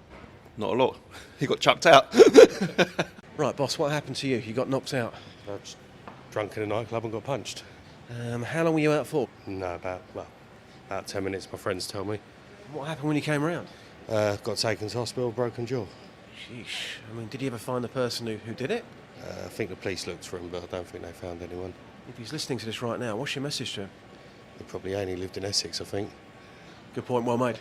Cheers, mate. Simon, you got knocked out. It was a clash of heads at a football match. How long were you out for? Probably just a second or two, I think, yeah. Just to be honest, yeah. Just a second or two. Didn't happen. Not very long. Didn't happen. Terrifying experience. Has it made you look at life in a different way? Didn't happen. Did it? No, not at all. Not at all. Happen. No, it's just on the football pitch, so, just run-of-the-mill stuff, I think. Thanks, mate. Thank you. Didn't happen. Well, I think it did. I mean, he's saying it did. No, he's saying it did. Yeah, because you weren't there. He told his kids once, or his wife, flipping, I got knocked out, right? Yeah. And he now has to live that lie. He can't go back and say, actually, I made it up. I just bashed my head and it really hurt. Yeah. How do you know you get knocked out for a second? Well, because obviously people were there. How do you judge it? No. Were you there? Were you there? You weren't there. Were you there? No, I wasn't, but I'm listening to his story on the street. Why am I not to believe his story? I don't believe it.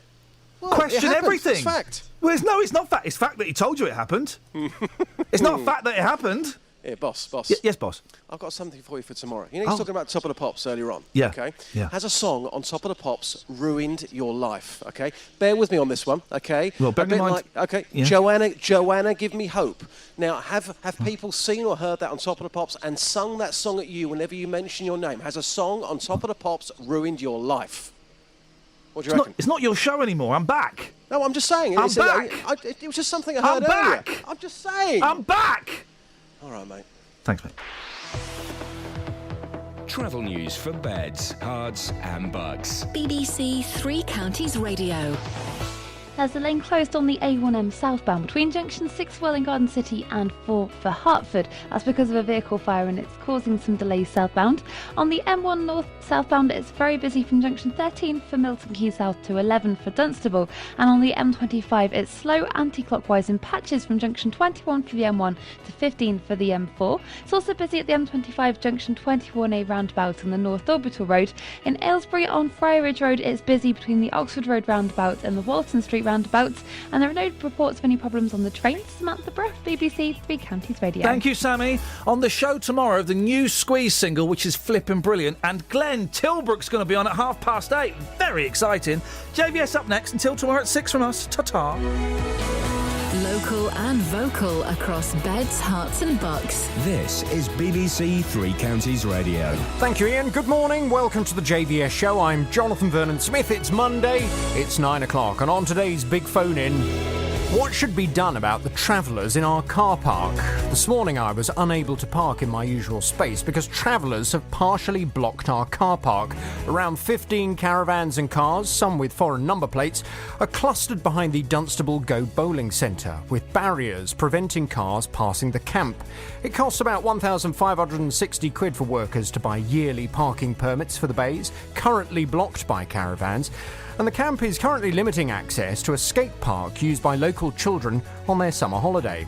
Well, we've been to speak to them this morning. They speak French and very little English, but we've invited them on the programme in the hope an English speaker amongst them can tell their story. But I want to hear your thoughts on this today. What should be done about the travellers in our car park? Pick up the phone, come on and have your say. Here's the telephone number. It's 03459 455 555.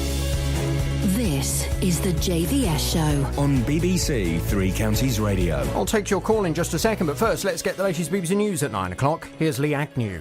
A woman from Stevenage will become the first woman sentenced using new laws against revenge pornography today. Paige Mitchell has already admitted posting pictures of another woman on her Facebook account.